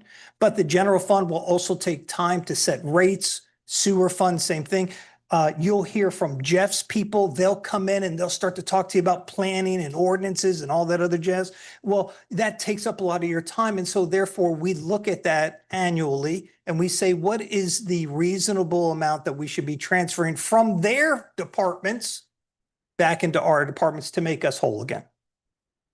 So we've done this all the time. So when we look at the data, and we look at the fact that, okay, let's look at what we think the 5-year forecast is going to be. Okay, remember, the top line there is your property taxes, right? We think that it's going to grow at 5%, and then the ensuing years, it's going to go down to about 4%. There is fractional changes there. But overall, the compounded annual growth rate of that line item property taxes will yield or should yield approximately 3% from FY 2027 to FY 2031. That's our best forecast for the data that we have right now. Okay. And so what we did is we looked at each line. We looked at each line of your revenue, right? And so then what we do is we go down below the line. I'll get to the highlighted shaded areas. We went down below the line. Here's your operating expenses, personnel, capital, debt service, transfers. We looked at all of those costs as well. And we said, okay, you know what? Your operating expenses, they're going to run about 4% annually across the time frame. Personnel expenses, I think that's up there around 5%. Capital outlay, you see how it starts out at over $2 million, and we'll get to that and what the $2 million is. But you know what? It's going to subside down to what we would call normal capital. Normal capital are those things that we spend about $900,000 a year on normal stuff around here. The $600,000 that you saw for the roof, that's not an annual thing, right? Those are those outliers. Redoing a police department or whatever, those are outliers. But when we look at, hey, what's the normal expenditures just to maintain an asset, right? Just to maintain it in good working order, it's about, for the general fund, it's about $900,000 a year just to maintain everything that you own. Okay, just to maintain it. So we've included that in there. And then what we look at is we look at where does that fall? Because see, both of the numbers, both the top group of numbers that are summed and the bottom group, the numbers that are summed, they have to equal out, right? Because I've got to make sure that in 2027, if I have budgeted expenditures of $20.2 million, I got to know where am I getting that money from? Well, above that, you'll see the $20.2 million of revenue as well. And so always, we're trying to always match how much are we spending? How much is our revenue every year? Any surplus, you'll see at the bottom there, we send that. That's why it says appropriation to reserves. We're sending it out. It's almost like for business owners out there, retained earnings, right? So we're sending that money back into our reserves for future events. Now, if we have to pull money, remember I have to balance the budget. If I have to pull money in to balance the budget, then you'll see on the revenue side, you'll see we call it appropriation from reserves, right? So that's where we get to kind of balance what we're doing in the long term. And so when we look at the general fund is very stable as always. We're assuming that property values are going to grow 5 to 4. Compounded annual growth rate will be about 3%. Most other revenues, whether it be franchise fees or utility tax, you'll see charges for service. People go, well, what's charges for service? Well, that's your solid waste. for trash, right? Or investment earnings. So we try to take all of those pieces of revenue. And so that's how we match it. But when we look at it holistically over 5 years, this is where we think we're going to land. Yes. So, there's probably a couple of, I guess I was like, I looked at the property tax 3%. I thought to myself, that's probably underestimated. Yeah. Well, And there's probably a few places where which you have shown in the past to do, and I am personally okay with it. The level of conservatism that you build in, you underestimate yes. where, what revenues we'll get in the Yes. future. I guess one area, and I guess I just ask this question, the capital outlay of $1 million, the 997, has it ever, I understand what you're saying, that is like the bottom, just to keep things running, but have we ever had a year that low? Well, look at the history, right? And this is why the fire department kind of skews things, right? So, Public safety, it gets expensive. right. But yeah, you'll see where capital outlay, right? In the past, 3 years, right? But all of that there is you can see it and it was coming down, right? You can see that we were at 4 million, 6 million, 1 million, 1 million there. I'm on slide number 6 under capital outlay in the historical data.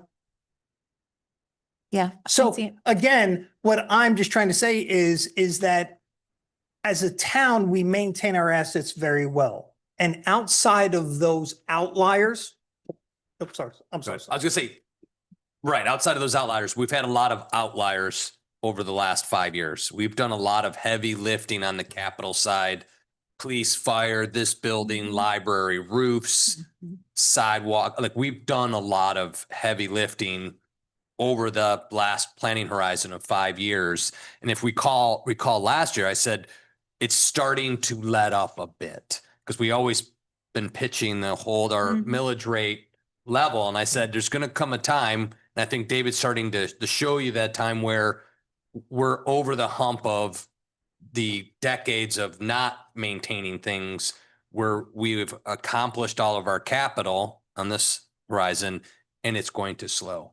It's naturally going to slow down because we've picked off a lot of that low hanging expensive fruit. And now we're being smart. We're starting to put away money for the next fire engine. Those are really capital projects. We pushed police into vehicles. Now those will be on a regular turnout. So those initial pushes of cost will come down, and we'll be able to start flatlining capital a bit instead of those higher numbers. Yeah. So yeah. I think we're starting to get there.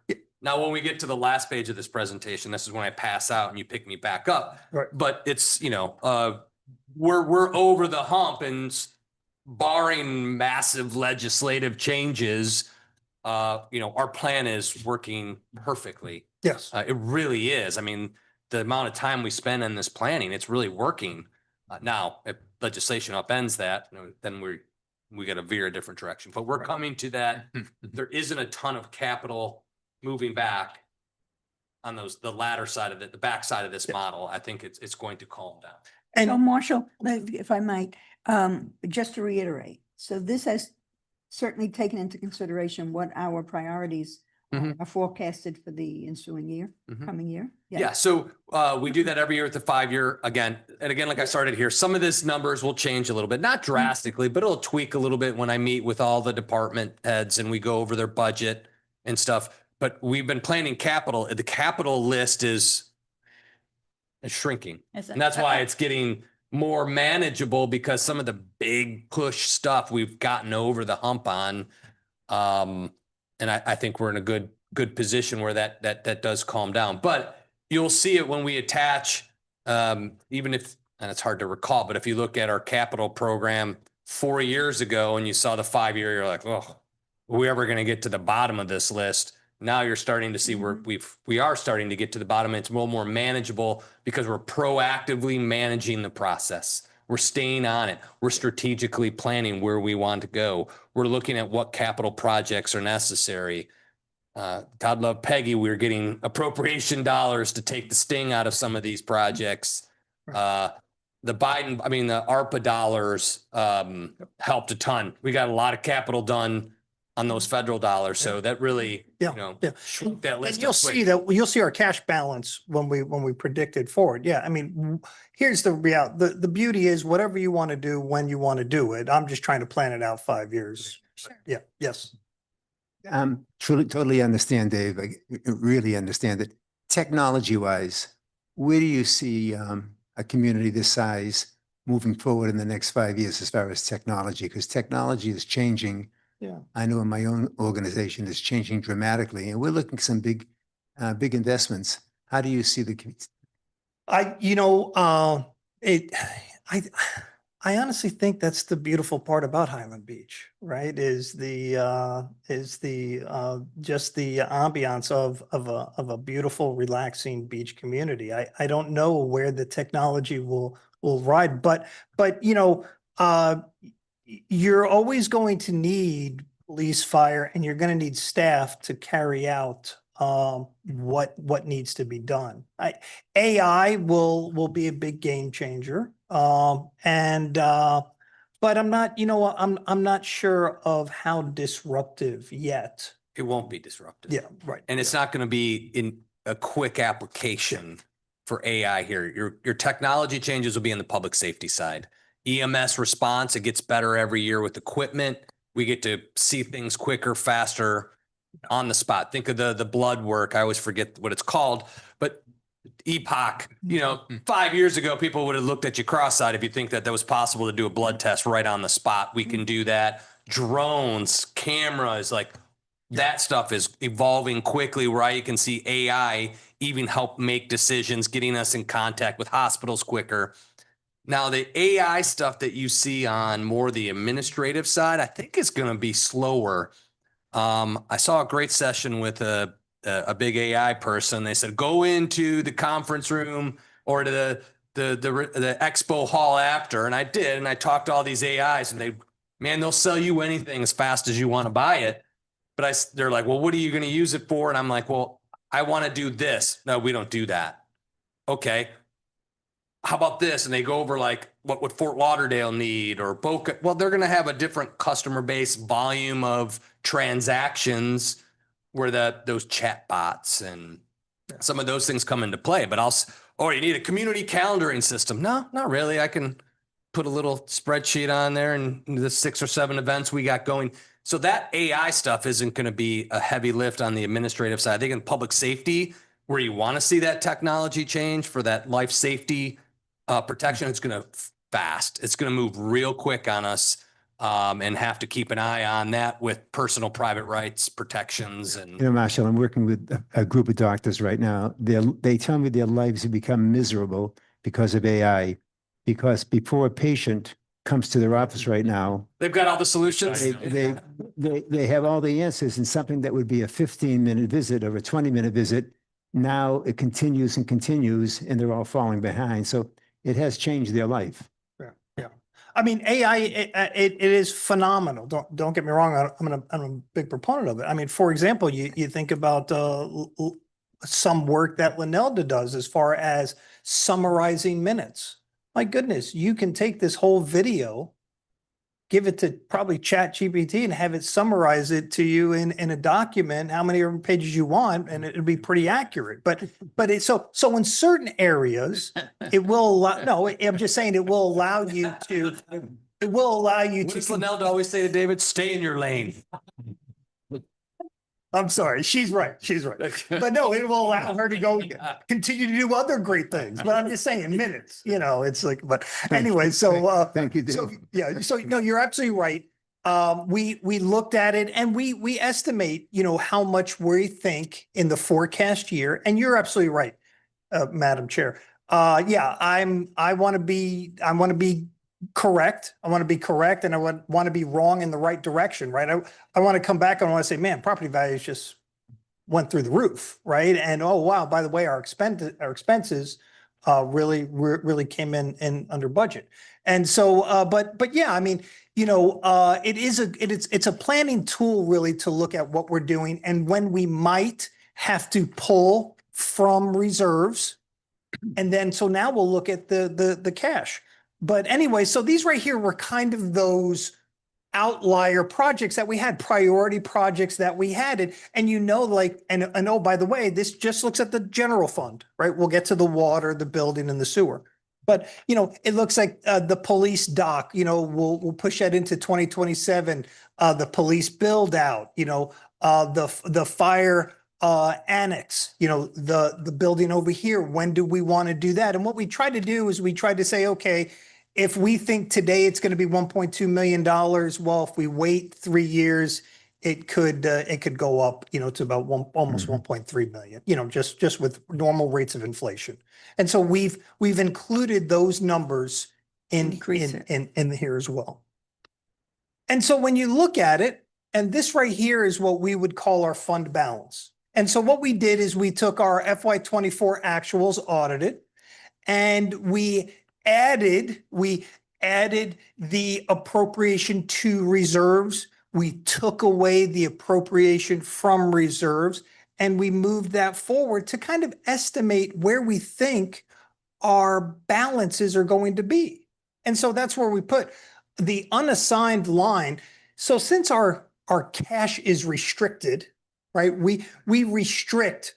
When you saw that as of 2025, the general fund had about $10 million, right? Well, you can see there in 2025, unaudited, about $10 million. Well, part of the governmental accounting is to restrict that, right? So we restrict certain amounts for budget stabilization, for disaster recovery, for fire, for other, and then we have an item in there that's called unrestricted. So that unrestricted value really is for those unforeseen things that you want to do in the future. And so that's kind of the goal of it. And but we have access to all of the cash. The board has made it a policy to restrict it and say, hey, listen, you can't budget more than this amount. But if you do, just come to us at a board meeting and ask for a budget amendment and tell us where you're going to be pulling it from. Again, those numbers are a little strong in the unassigned because we did, the roof, the Bolito Bridge, those. Yeah. So that number is going to come down a little bit. In the future, so I Yeah. mean, these are just Yeah, all yeah, right, projections yeah, at right, this point in yes, time. I yes. mean, Yeah. they look a little, like it's getting a little high, but I think we're projecting too far ahead to really. And I think we've underestimated a couple of those outlier capital projects too, too. I honestly. think fire annex, the number we initially started with, I think we're going to find ourselves much more. So I think that unassigned won't be as heavy. Right. 'Cause I know we've had that conversation. You're like, whoa, we're not here to tax and save, Right, So right. we want to make sure we keep that as a manageable protection, not as we're building a bank account. So I think it's going to come down when you actually Right. bid a couple of these projects out. I think that unassigned number is going to calm from what David has shown there. And we don't know what's happening with property taxes. Right. So, I mean, that's another huge question mark. Oh, that's 75% of your revenue. Exactly. I So- mean, yeah, no, absolutely. Yeah, that's a big, right. Yeah, Right. no, absolutely. Now we go into the building fund. Again, same idea, historical perspective. The building fund obviously has been doing extremely well, especially with its interlocal agreement with the other municipality to help. But it's been doing very, very well. We've looked at our cost and when we look at the 5-year perspective, if you go back one, right, their charges for services are growing at about 4%. Every year. And I'm estimating that, that may slow down to about 2%, right? I'm going to take down some of that heavy industrial growth, but every time I do that, Big Jeff project, Jeff comes back with, oh, here we got another bill. And that's because the rates stay the same. It's just that the cost for the renovation Yes. keeps going up. Yep. So, And then the amount of renovation, right, you know, right, yeah. the degree. It's a good point to, now that we're making a public record here, that's a good point that our rates are down and our expenses only grow at a very controlled rate, which you guys Yeah. control the expense side of it.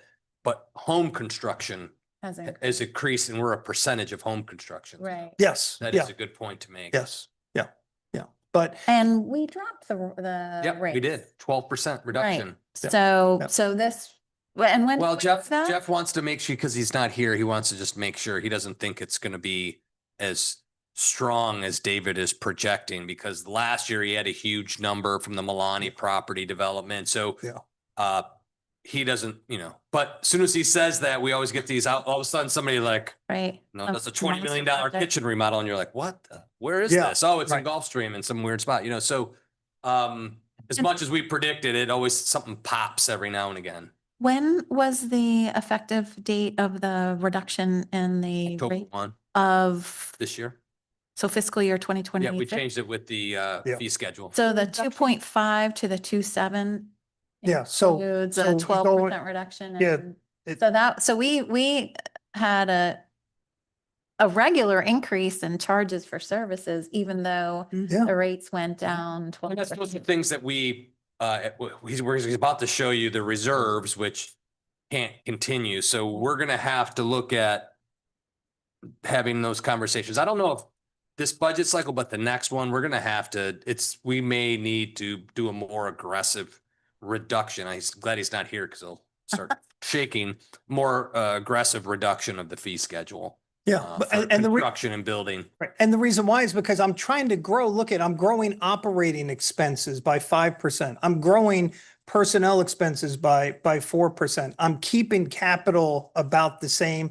I've increased the transfers. All right. So I increased the transfers from $700,000. Let's see right here. So from $700,000 to another enough? 900 to, I'm sorry, to- There's limits. We have Yeah. always think about 25% of revenue is kind of your golden number to not draw Right. an audit flag. Right. My audit experts here will tell me, Sure. the CPAs in the room will 25. tell me, Yeah. but usually it's around like 25% is kind of that. Yeah. What are Watch what are number. the transfers? What is, That's what the building department pays for, basically think rent and management. oh, okay. Yeah. just So it's what they funds. transfer Yep, over to just the transfer general funds. fund, your time, your guidance, lights, telephones, computers, the Yeah. IT consultant, David, Susie, me, they pay for that. So why, Fire- explain the significant increase from Well- 25 to 26, 200,000 on the transfers? Yep, yep, 200,000 on the Due to, due to the building funds growing at a phenomenal rate, and it can't. they can't. They can't. Well, because Took on you another, can't- another. no, it can't, because you can't have too much money in the building fund. Yeah. That's Yeah. what he's Yeah. saying, Yeah. like, Right, and so right now, Yeah. this is what I'm anticipating will be when you look at what their fund balance will be in cash. so how do you, what's the 25% of when you say it's limited Of the revenues. of the revenue? So Yeah. it can't be more, so that top line charges for for Well, services, it can't be. Yeah, It's forfeiture. yeah, fines, forfeiture. Grants, Right. whatever. Oh, so that bottom line, Yeah, the- yeah. Can't be so, 25%. but It it's, shouldn't be. You could justify it if there's. Oh, yeah, we an can justify it, abnormal right. Event or. Mhm. or um, for a small town, does it make sense for a small town to have a bigger? So what we also do, if you do recall, I think is a great thing we did when we started the fire department. We don't charge for annual inspections, this and that. So the building department pays for the fire marshal, pays the salary and personnel expenses of the fire Oh, marshal. right now, that's. It does right now. And that comes in that transfer. So That's in that part of bill the of transfer, it's 900. also a personnel that. That's part of the 900. Mhm. Yes. Yeah. Yeah. So that comes out of there plus rent and normal things. So that helps us Sure. instead of charging the residents, then the building department through the building structure. Yeah. I mean, I don't want to say it's a shell game, but at the same time, it makes you justify that expenditure that the fire marshal has to do all of that. Yeah. And he's not getting charged. So the building department covers that cost. Yeah. Because it does work with structural and events and building. The building official and fire marshal work very closely on a lot of issues. So. And Public Works, there's no additional transfer because No, of we, the Public Works generally does a pretty, we have like usually one staff person. Yeah. Whether that's Tyrone or maybe it's Eric or it's, Right. the new guy, like we usually have one, utility maintenance mechanic that's covered by the general fund for general maintenance on town facilities. The rest is in the water and sewer infrastructure maintenance for lift stations. Yep. And things of that nature, the water plant, doing all the maintenance there. I guess my thought is if there's any other way to justify more of a transfer from the building department, I would support. Trust that. me, I tell you, you guys are very conservative here. We're not aggressive. I won't point out towns because they're friends of mine all across the state, wildly more aggressive. Right. On transfers, wildly more aggressive. Right. And do they get I audited? just- Yeah, well, they get audited every year, but Eventually. they substantiate. Yeah. Eventually, become a so I problem. mean, I try to take that more conservative approach. I don't want to draw the ire of No, I agree. the OIG's office or the CFO at the state. I don't want them to come down here and hold signs that we did something we pushed the envelope too much. So we keep it within the boundaries Yeah. that the legislator tends to state. So if you look at like extraterritorial service charges for utilities, they say you can't add more than 25%. You see it common in a lot of contracts, 25% for administration. We try to keep that benchmark, but sometimes it's not perfectly clear. It's just a safe. So we could push that a little bit. Yeah. I know places that do it way more aggressively. I'm not comfortable with that, but if we need to, we can, work those angles. Hey, Dave. No. As we get into the Sorry, budget yes. process. I understand what Marshall's saying and I agree with him, but I have one question. As far as the building fund 5-year summary forecast, the forecast assumes a slowing down of the revenue historically 5% to an annual growth rate of 2%. Yep. It's really being conservative. Yeah, well, yeah, I mean. I'm not saying you shouldn't, Right. but that's really a conservative statement. Yeah, in talking with Jeff, he's already freaking out about this half of the year. But you gotta keep in mind, we have not only Highland Beach, he's seeing a decrease in Highland Beach, yet another town that we do, Ocean Ridge, is, Gulfstream. oh, I'm so sorry, thank you. Gulfstream, is increasing. And the other thing too is that I think that 2025 data includes the Milani, Their apartment condo. our development, condo yeah. thing where they paid all of their fees and everything, in advance and we got that revenue now. Right. And so we're not anticipating that going forward. Right. But you're absolutely right. I'm trying to be conservative on the revenue growth. I'm trying to Yeah. be reasonable yet conservative to say, okay, what's it going to look like? Because here's what I can do. I have more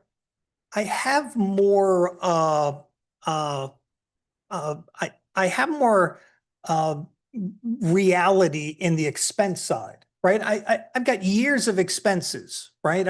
I know what our operating costs are. I know how much we tend to spend. I know payroll and all that jazz, right? That's controlled. Yeah, it's controlled, right? It's controlled. Right. And so I tried to do that first to kind of see where we're at. And I look at revenue.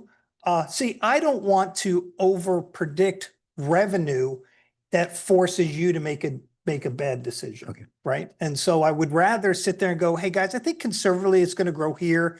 If we see it halfway through the year, then we'll know that that's obviously not true. Thank you. And that assumedly, it appears that covers what our expenses will be. Oh, yeah. Oh, yeah. Oh, yeah. Oh, yeah. Yeah. That's a very comfortable position to We're be. For sure. Very, by our healthiest fund. yep, Yeah. Yes. Yep. Yeah. Yeah. Yeah. looks good. Yeah. Right. And so, there you can see that, man, if even if I start putting, $400,000-$500,000 away Mhm. every year, this right here just keeps growing. And we have to look at that and we've tried that, but we'll look at a different transfer idea. We'll also look at capital, because remember, I'm being conservative with their capital, $325,000 per year. But you know what, we'll look at So that. if you did notice, records have indicated here, the building department has never really paid for anything. So when we just approved that roof, the building department, that fund is going to pay their share of working in the water plant. When we replace all the windows in that aged facility, the building department's going to pay for that. When we get our parking lot paved, because they have the most customers, that in the library, they're going to pay for the repaving of the parking lot. So they're going to pay their equitable share of some of these higher cost capital projects because they never did prior to that. So those are justified expenditures, and I think that fund will soften a bit, but still it's pretty healthy. Even Can you recuperate prior costs from prior years that they hadn't paid? it's a little bit harder. So I would just more rationalize moving forward. Yeah. I think is a safer spot, and Yeah. go from there. Yeah. Next, we'll go on to the water fund. You see historically, we've had the annual increases of 5% plus about 1% in consumption. And so, but what's really done well with this fund here is, as you see, that what we've been doing is we've been paying down debt, right? And you'll see on the next slides that, man, 2030, ooh, we're like Dave Ramseyville. But it's just, it's just, it's just like, now, unfortunately, when you're dealing with water and sewer, right, you're always going to have another big project, but we're taking on those projects. You as a town, you're taking on those projects, pay as you go cash. You know what? We'll store up the cash with our 5-year planning. We'll relook at transfers. We'll make sure this fund has enough cash for when it needs to have one of those major expenditures. We'll squirrel away money when in good times, when we need to replace an $800 million fire truck, I'm not 800,000. Right. No, but here you can see this right here. You're just looking at the historical, right? We went from $1.5 million of our debt service to, right now we're down to $110,000 a year. And oh, by the way, that drops down in 2029 to $632,000. And then in 2031, that drops down to $263,000.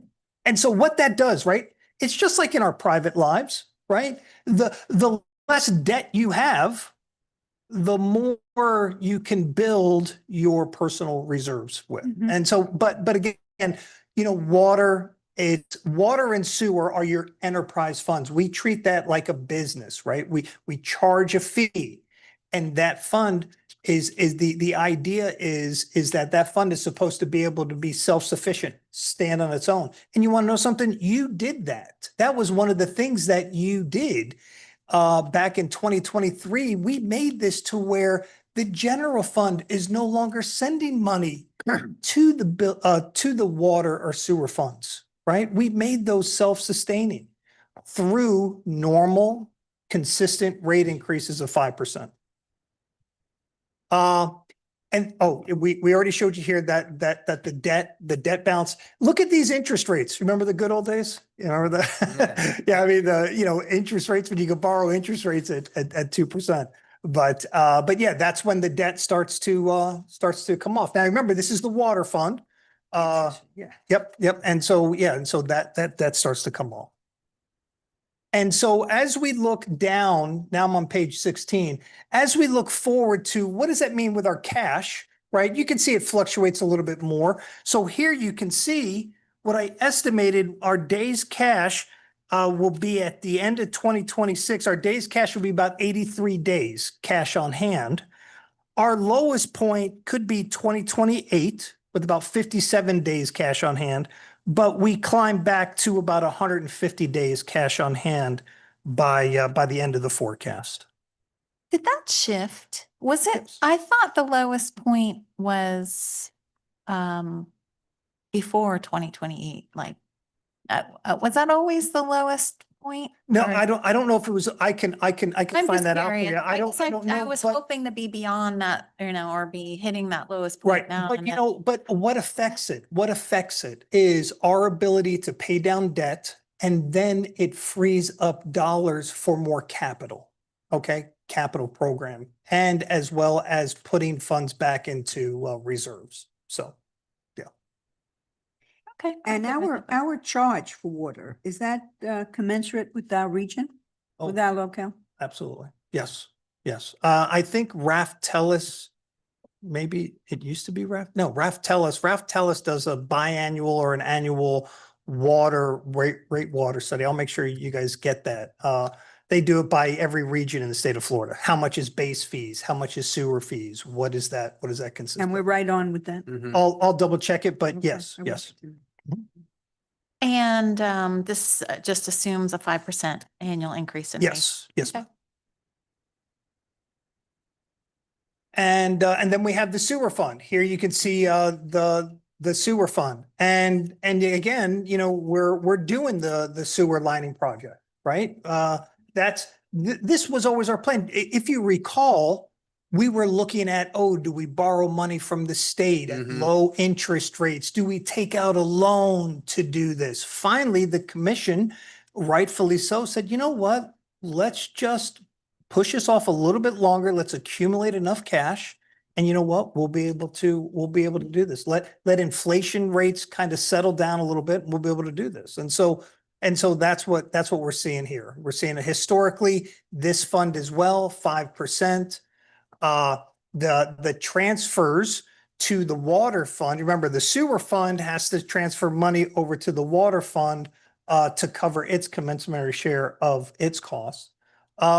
And so, you know, that's what we did. And so any major projects that we have in there, we try to do when we have enough cash. And so when we look at the five-year forecast, we're going to assume that remember, inflation is about 3.5%, right? And so here's what a utility system has to do. A utility system has to cover the cost to operate. It has to cover the debt service. It has to cover any maintenance, and then it has to reestablish its reserves. Otherwise, it's always going back to borrow money. And so this is what we're doing with this fund. It's called pay-as-you-go capital. When we accumulate enough funds, then we go ahead and do the project. And that's what we're doing with the sewer lining and also future projects for now. Would there ever be a reason to increase the transfer from the sewer fund to the water fund? I mean, have you, has there been any? We can look at that. I know historically, you know, Possibility. yeah, It is. yeah, when you're doing a lot of these 5-year forecasts, you try to have as many constants as possible so people can compare apples to apples because there's so many moving parts. But yeah, we can look at the overall. We should, because. It's been flat for forever. Oh, yeah, forever. Yeah, it's been the same number for forever. And, What are you referring to? so the fund balance in the sewer fund is Mhm. pretty healthy. Yeah. And the sewer fund needs to pay into the water fund to cover its costs. And the water fund, the fund balance gets, a little skinny. And so I wonder if maybe the sewer fund is not paying its fair share, and maybe we should revisit the transfer instead of having the sewer fund keep growing and growing in its savings account. Yes. That it should pay more of the water fund, Yep. transfer more into the water fund. Right. It's going to balance out. Yeah. And that makes sense, right? The water fund has labor costs, the water fund Right. has debt service costs. Right. Right. The sewer fund, has no labor costs in it. The sewer fund has no debt service. The sewer fund only has one contract, Delray. Now, I will tell you this, typically when you're dealing with sewer problems, it's a mess, right? And it usually costs quite a bit more. So, right, and so that's why that one there, you want, you want to have a little bit more healthier balance. But you're absolutely right, Madam Chair. We haven't touched that since I've been here, and we can look at that. Okay. that'd be Absolutely, great. yes. That'd be great. Thank you. And so we have the sewer fund. And you have their net position as the mayor brought out, right now, I think they got about over 200 days to almost 300 days of cash on hand. And Yeah. growing to 400. And you know what? Yeah, we can relook at that. Okay. As compared to 82 or 87. Yeah. Right, exactly. And it, Yep. doesn't, Yep. It would be Yep, fine. absolutely. It makes complete sense. Right. So now we get to the part of the program that is called the what ifs. So we have two what ifs. What if, I guess there's a 10% reduction, I guess you would call it a mandate? I It's don't an know. exercise. We don't have to do anything, but it's an exercise of what would that number look like? Right. And then it's supposed to spur our conversations of, where would you get that money? The only thing, as you go What through would you this, cut? as you go through this, What the would only you gonna question cut? I would normally ask is why? Because legislation is looking at, Everybody. looking at everybody, right? They're trying to slow down the pace of growth and, whoa, let's not be like some other states with a C. They legislate to outliers. They really do. And I've even gotten legislators to tell me that in backroom conversations. There's a handful of really bad players. David and I even talked about one earlier or before, and Okay. that they hear about it and say, well, we have to stop this. Instead of addressing the problem, they address the whole thing. And that gets us into these situations. Right. It really does. So So let's look at the first major assumption, right? So let's look at what is 10%. All right, let's look at, first of all, let's define, right, what 10% is, right? Because here's why. I can't cut 10% of my debt service. I'm obligated to that, right? I can't cut 10% of transfers. I can lower them down, things like that.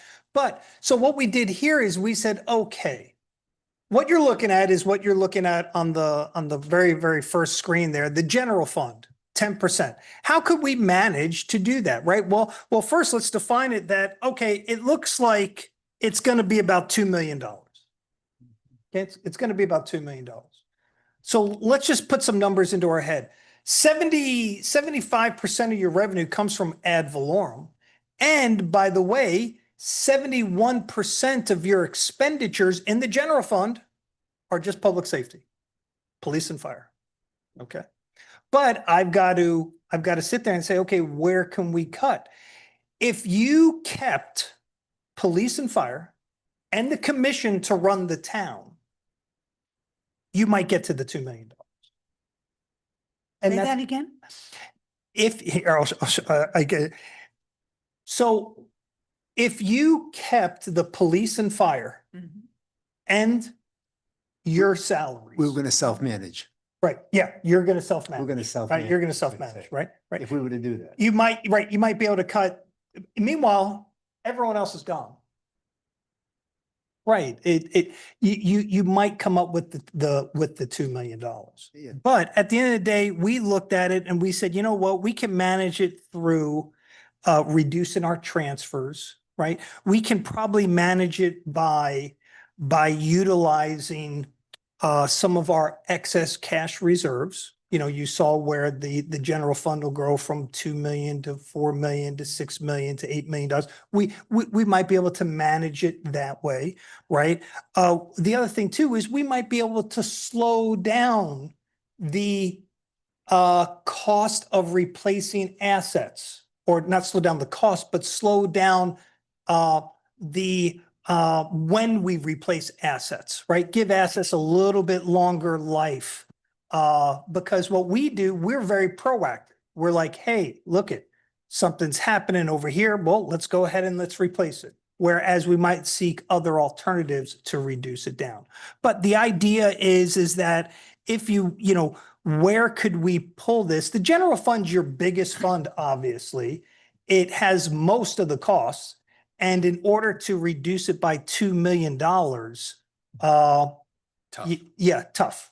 Because there's not a lot of smoke and mirrors in our budget. Because we go through this year in, year out to control expenses. So now to artificially then go in and lower them again, it's a lot of strain. What I tell folks is when you get to about 10%, you're talking people. At 10% or above, it's people. Because that's what our business is. We're a Yes. people business. We have to do people. You can do, if it's acute 10%, you don't need to do people. You just cut expenses. Just slash expenses and hold tight to weather the storm. But if the exercise is every year moving forward, you're going to be cutting 10%, then you have to, that's a structural change. Right.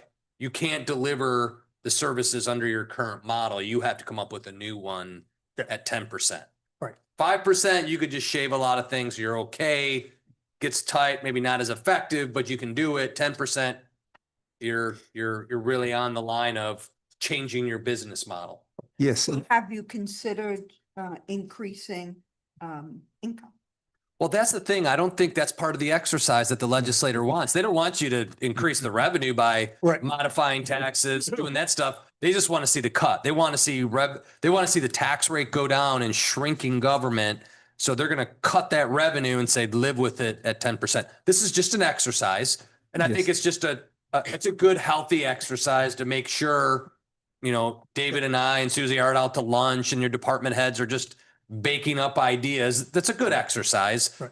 But we've spent so much time doing this together Mhm. that I don't know where you find all this excess, Right. What I meant was, I understand, if we have to, if we're called upon to cut 2 million, that's the edict, but that doesn't, or does it, keep us from looking for any You're other fair. revenue producers? There's fair. You could do a fire fee per household. That's never popular. We used to be able to do business tax receipts. That door closed. Some of the other creative revenue side on the business districts, we don't have it. So we can't. The building department. Building We're department doing can't pay that. for general fund operations. It can only cover itself in an applied application. So you could tweak the transfers and move that around. And Yeah. that David had kind of alluded to that. Like you could do those types of squeezes, Right. But again, when 10% for us, it's a big number.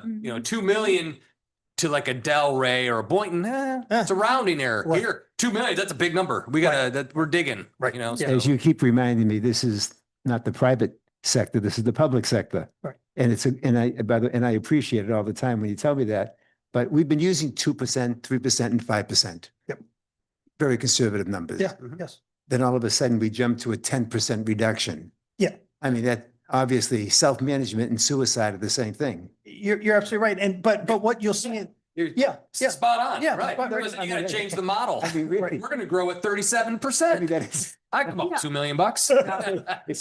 it's almost humorous. But I'll show you, we run efficiently as it is. We don't have We agree. those areas that we can outsource, we outsource. Those areas, we don't have any, that's why in our model, you want to cut 10%. Okay, well, what capital don't you want to do? Because our fluff per se is accumulating cash to pay for those capital projects that we need to do, so we don't have to go out and get a loan at 6 and 8%.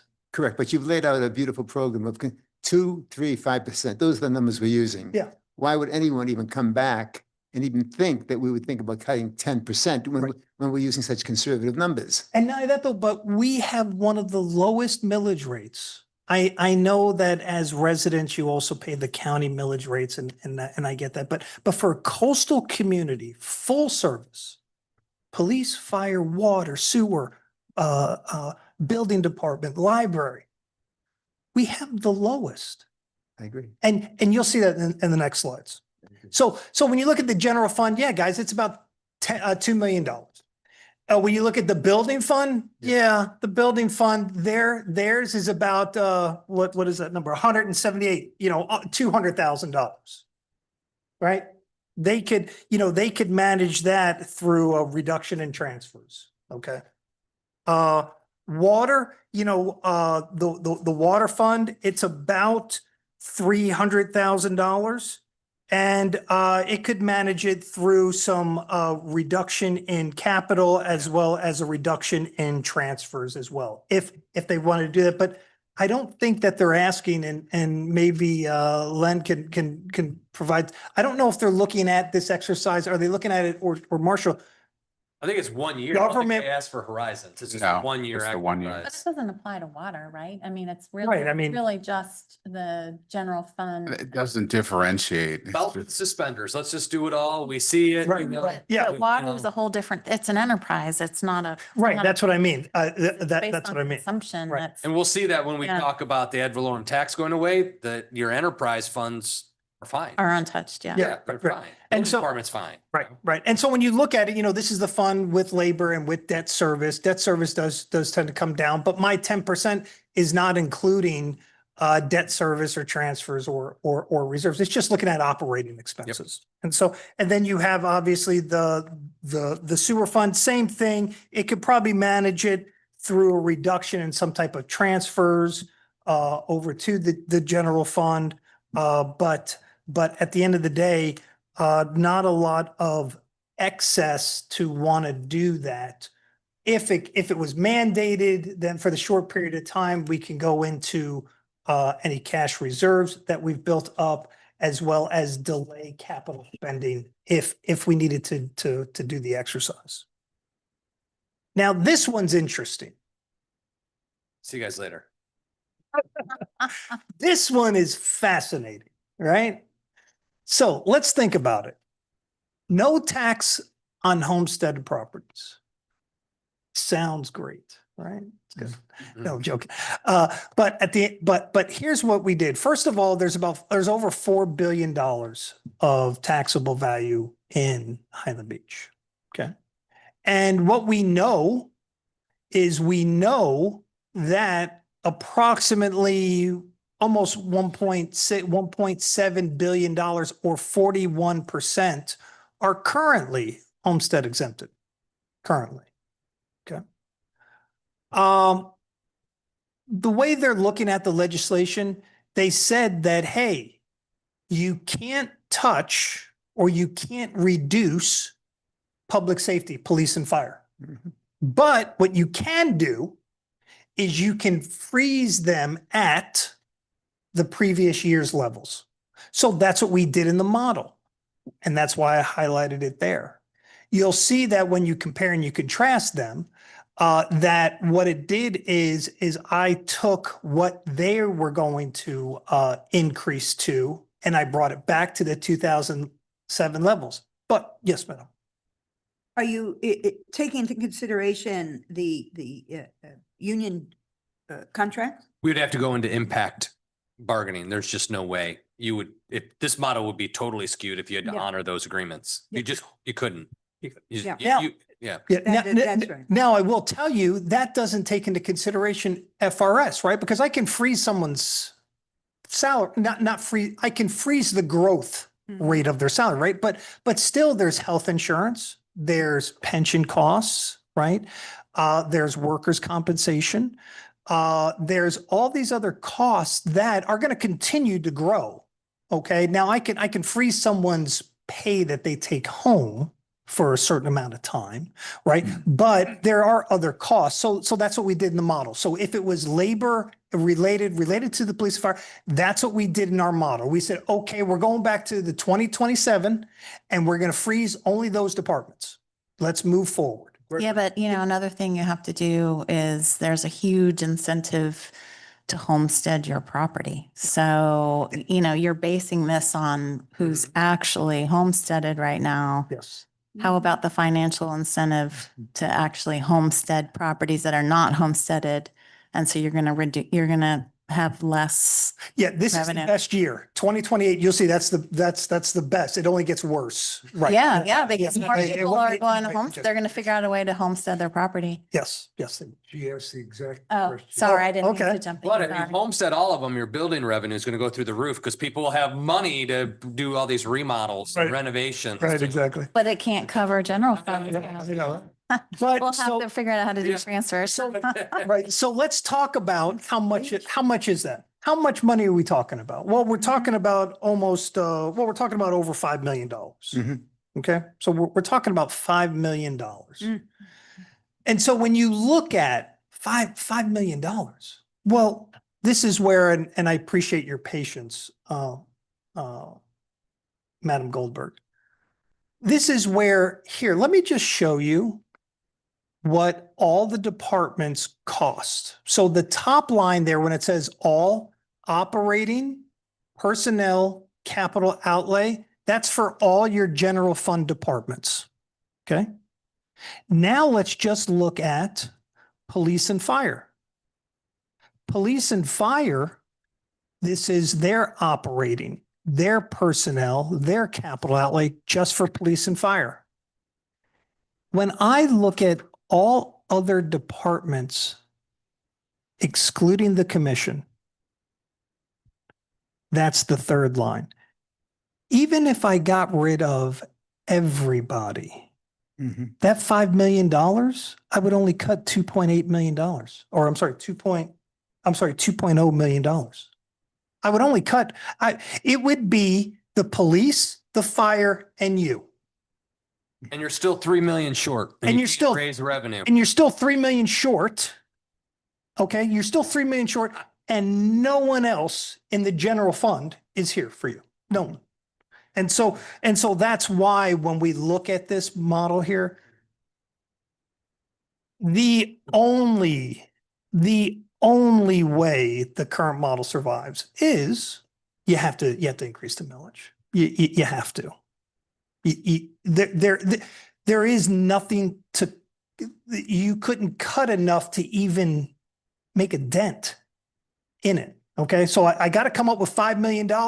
All right, get rid of everybody. And you guys run the town along, but you'll have police and fire, but they're going to be frozen salaries. So that's kind of what it looks like. And so at the end of the day, it looks like but here's the good news. The good news is you got a relatively low millage rate, right? And so it looks like it would add about 2 additional mills to your current 3.5875. Assuming no one goes to more homestead claims. We Right. gotta stop the homestead claims. Yeah. Right.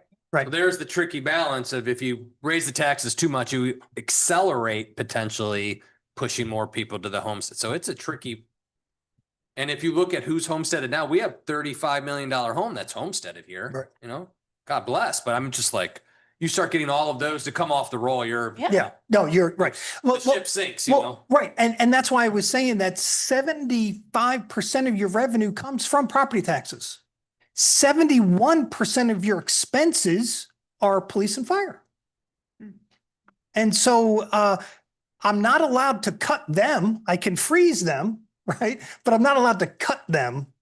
You just don't have, you don't have enough labor to cut anywhere. And so that's when, and deny that though, but it would be foolish to do it 1 year and then exhaust all your reserves, right? And so at that point there, we would have to look at, okay, we have to increase the millage. I'm certain that you would still be one of the lowest cost providers. It would just be horrible to those that are non.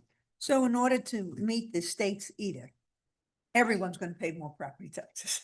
It's just not going to the municipalities. Well, those that aren't.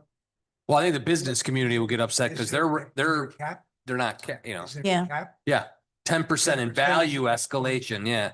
And we have a 10 mil cap total. Yes. So if everyone starts flipping, you can only get to 10. So think of a lot of these other communities that are 8, Right. 8.5, 8.6, and they have to go through the same exercise. You're going to have municipal default. Yeah. And I don't know. Yeah. So the purpose of this was, yes, does it sound like a great idea? I'm not sure. But at the end of the day, our solution to it would be that no, we have to increase our millage rate by a little bit over 2 mils. Would be in the 5 mils. 5.5. Yep, 5.5 mils. And you're right, Madam Chair. It probably only gets worse going forward because everyone's going to be jumping on, board on it. And so it just escalates. from And it's very possible over the next 5 years, we could beat our numbers. Outside of that. Yes. Outside of that. No, I mean, our model predicts that you'll maintain your millage at the 3.5875. No, outside of police and fire, I'm talking about the funds. Outside of our estimates and our positive attitude. Yes. It's very, very possible over the next 5 years that our funds could do better than what we're estimating. Yeah, yes, yes. And since I would just be in the crowd or sending you email advice because I'd be fired.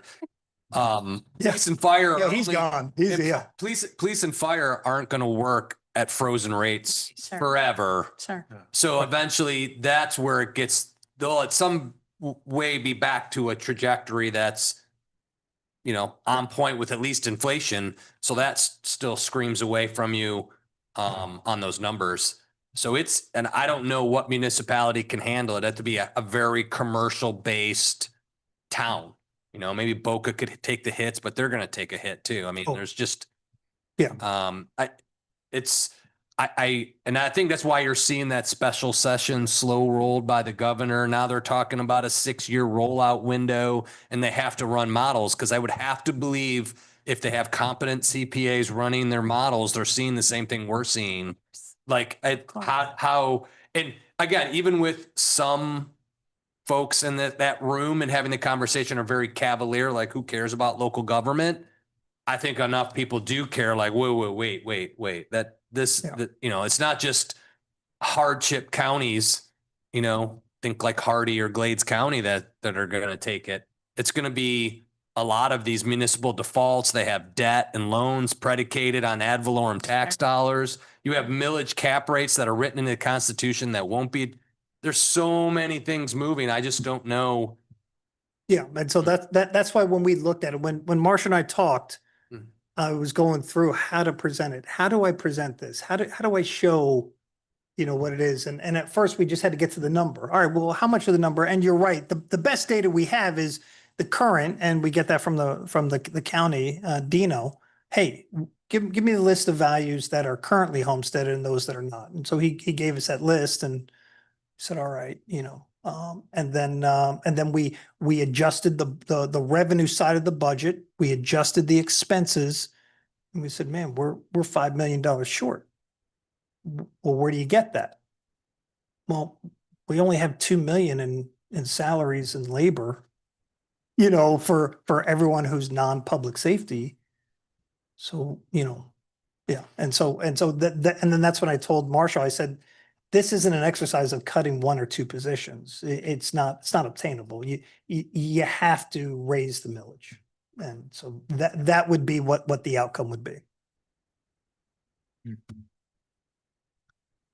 But I So also like that's to- a good start. Yeah. No, It's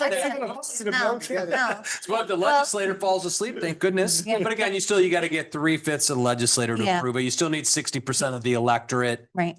I think more of this will come out and the later they roll it out, I think they're hoping that there's a lesser time to educate the public.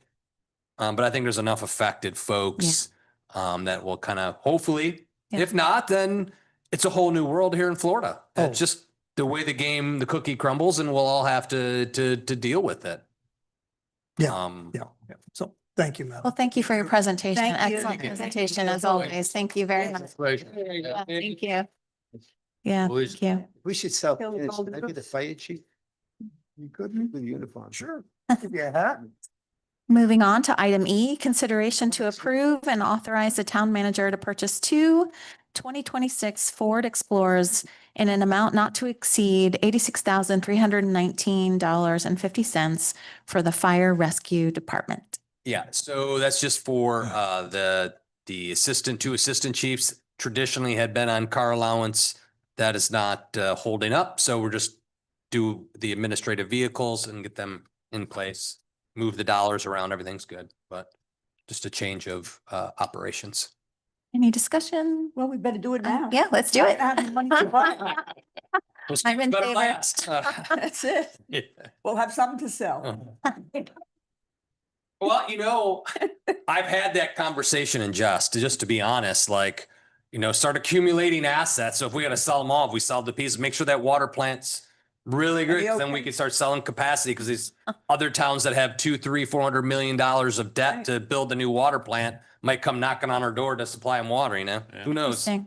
Yeah, interesting. So if we're in favor, could we have a motion? Or Yes, do you need a motion? I move, that we're talking about the. Item E, the approve, yes. Yes, I move to authorize the purchase of the 2 vehicles for the fire rescue department. I second it. All in favor, say aye. Aye. Aye. Motion carries. Moving on to town commission comments, Commissioner Shabnowski.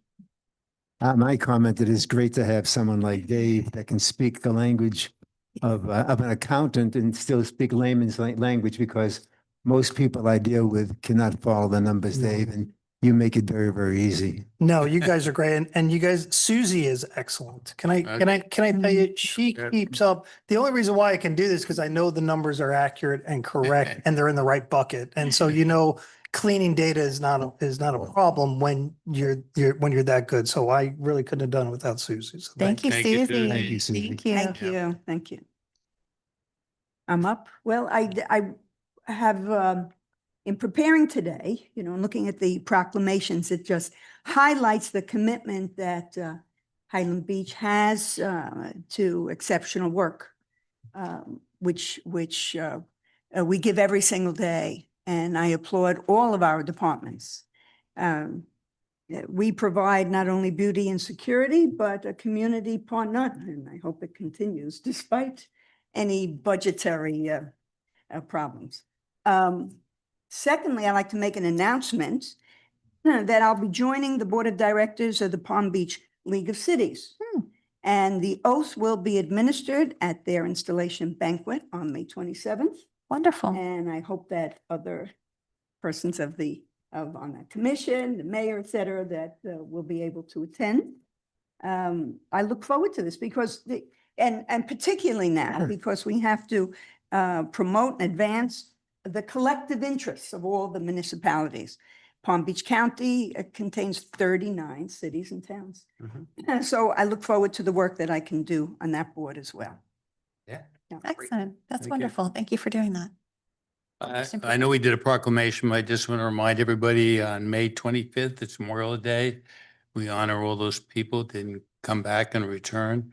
And don't forget, turn your lights off, turtle time. So keep them low. Thank you. Vice Mayor. I just like to remind town manager that the vehicles with electric bikes and all those kind, there are more and more in the news. It's becoming more of an issue, and I think we ought to really prioritize getting that rolling. And we will at June 2nd meeting. Len's cooking up some good stuff here. So he got some preliminary work done. He's going to tie that all up and then bring forward a couple strong options. It'll be good. Excellent. Nothing from me. Moving on to town attorney. No, ma'am. Thank you. Okay, town manager. Again, we're changing payroll systems. Madison and Deidre are changing that. Saves us a few bucks. A little more robust, effective means to manage our payroll systems. The internal work group, we're going to start engaging with Local 5504 to start the negotiations. We had to do a little bit of cleanup work on our end, what we wanted to a starting point, and then we'll move forward with that. Over the summer, I will be reaching out, setting up one-on-one meetings to start having a little more direct conversations on that topic. And we'll bring David and Susie in too to start value some of those things. But that process will start. We're looking for a target to be done by October. So over the summer, we will be starting this process moving forward. I'm sure they're all looking forward to working with me on that. No? Okay. I'm really fun during negotiations. June 2nd, I'll join you guys by Zoom. So we'll have a good meeting, but I'll just be on the screen off to the side. But all else, everything's good. Great. Moving on to announcements, board vacancies. We have one vacancy for a 3-year term for the Code Enforcement Board. We still have one more vacancy for a 3-year term ending April 2027 for the Financial Advisory Board. And we have one vacancy for an unexpired term ending April 2027 for the Natural Resources Preservation Advisory Board. Upcoming meetings and events, May 12th at 1 o'clock. Actually, it's canceled, the special magistrate hearing. May 14th at 9:30 in the morning, we have the planning board regular meeting. May 25th, the town hall is closed in observance of Memorial Day. And June 6th is our next. What's the next commission meeting? It's not the sixth. June 2nd, I have, this is 6th. Got a little mix up here Mm-hmm. with all the captain of meetings. Actually, I have it for the 16th, not the. That's what I have, 16. Okay, Yeah. Well, Yeah, I have 2nd, 16th. And what is the we need two 16th? meetings? 2 meetings in Two June. meetings? Yeah. Because the 16th is budget. Budget. Budget, we do the official first kickout for Yeah, budget, start yeah, talking maximum millage rates. Okay. So it's June the 2nd. And the 16th. 2nd to 16th, You right? just announced the 6th, that's why I was like, wait a minute. Okay. That's a Saturday. No worries, Second and the no worries. Okay, so the next Second and the meeting is June. June, 5th. no, do we have June Sorry, June 2nd, and June 16th, Yes. 16th? So I won't be here for the 2nd. So hopefully you will, Vice Mayor, you can run the meeting. I'll take second. I won't. Yeah, I will not be here for the 2nd of June. I'll be here soon. Got it.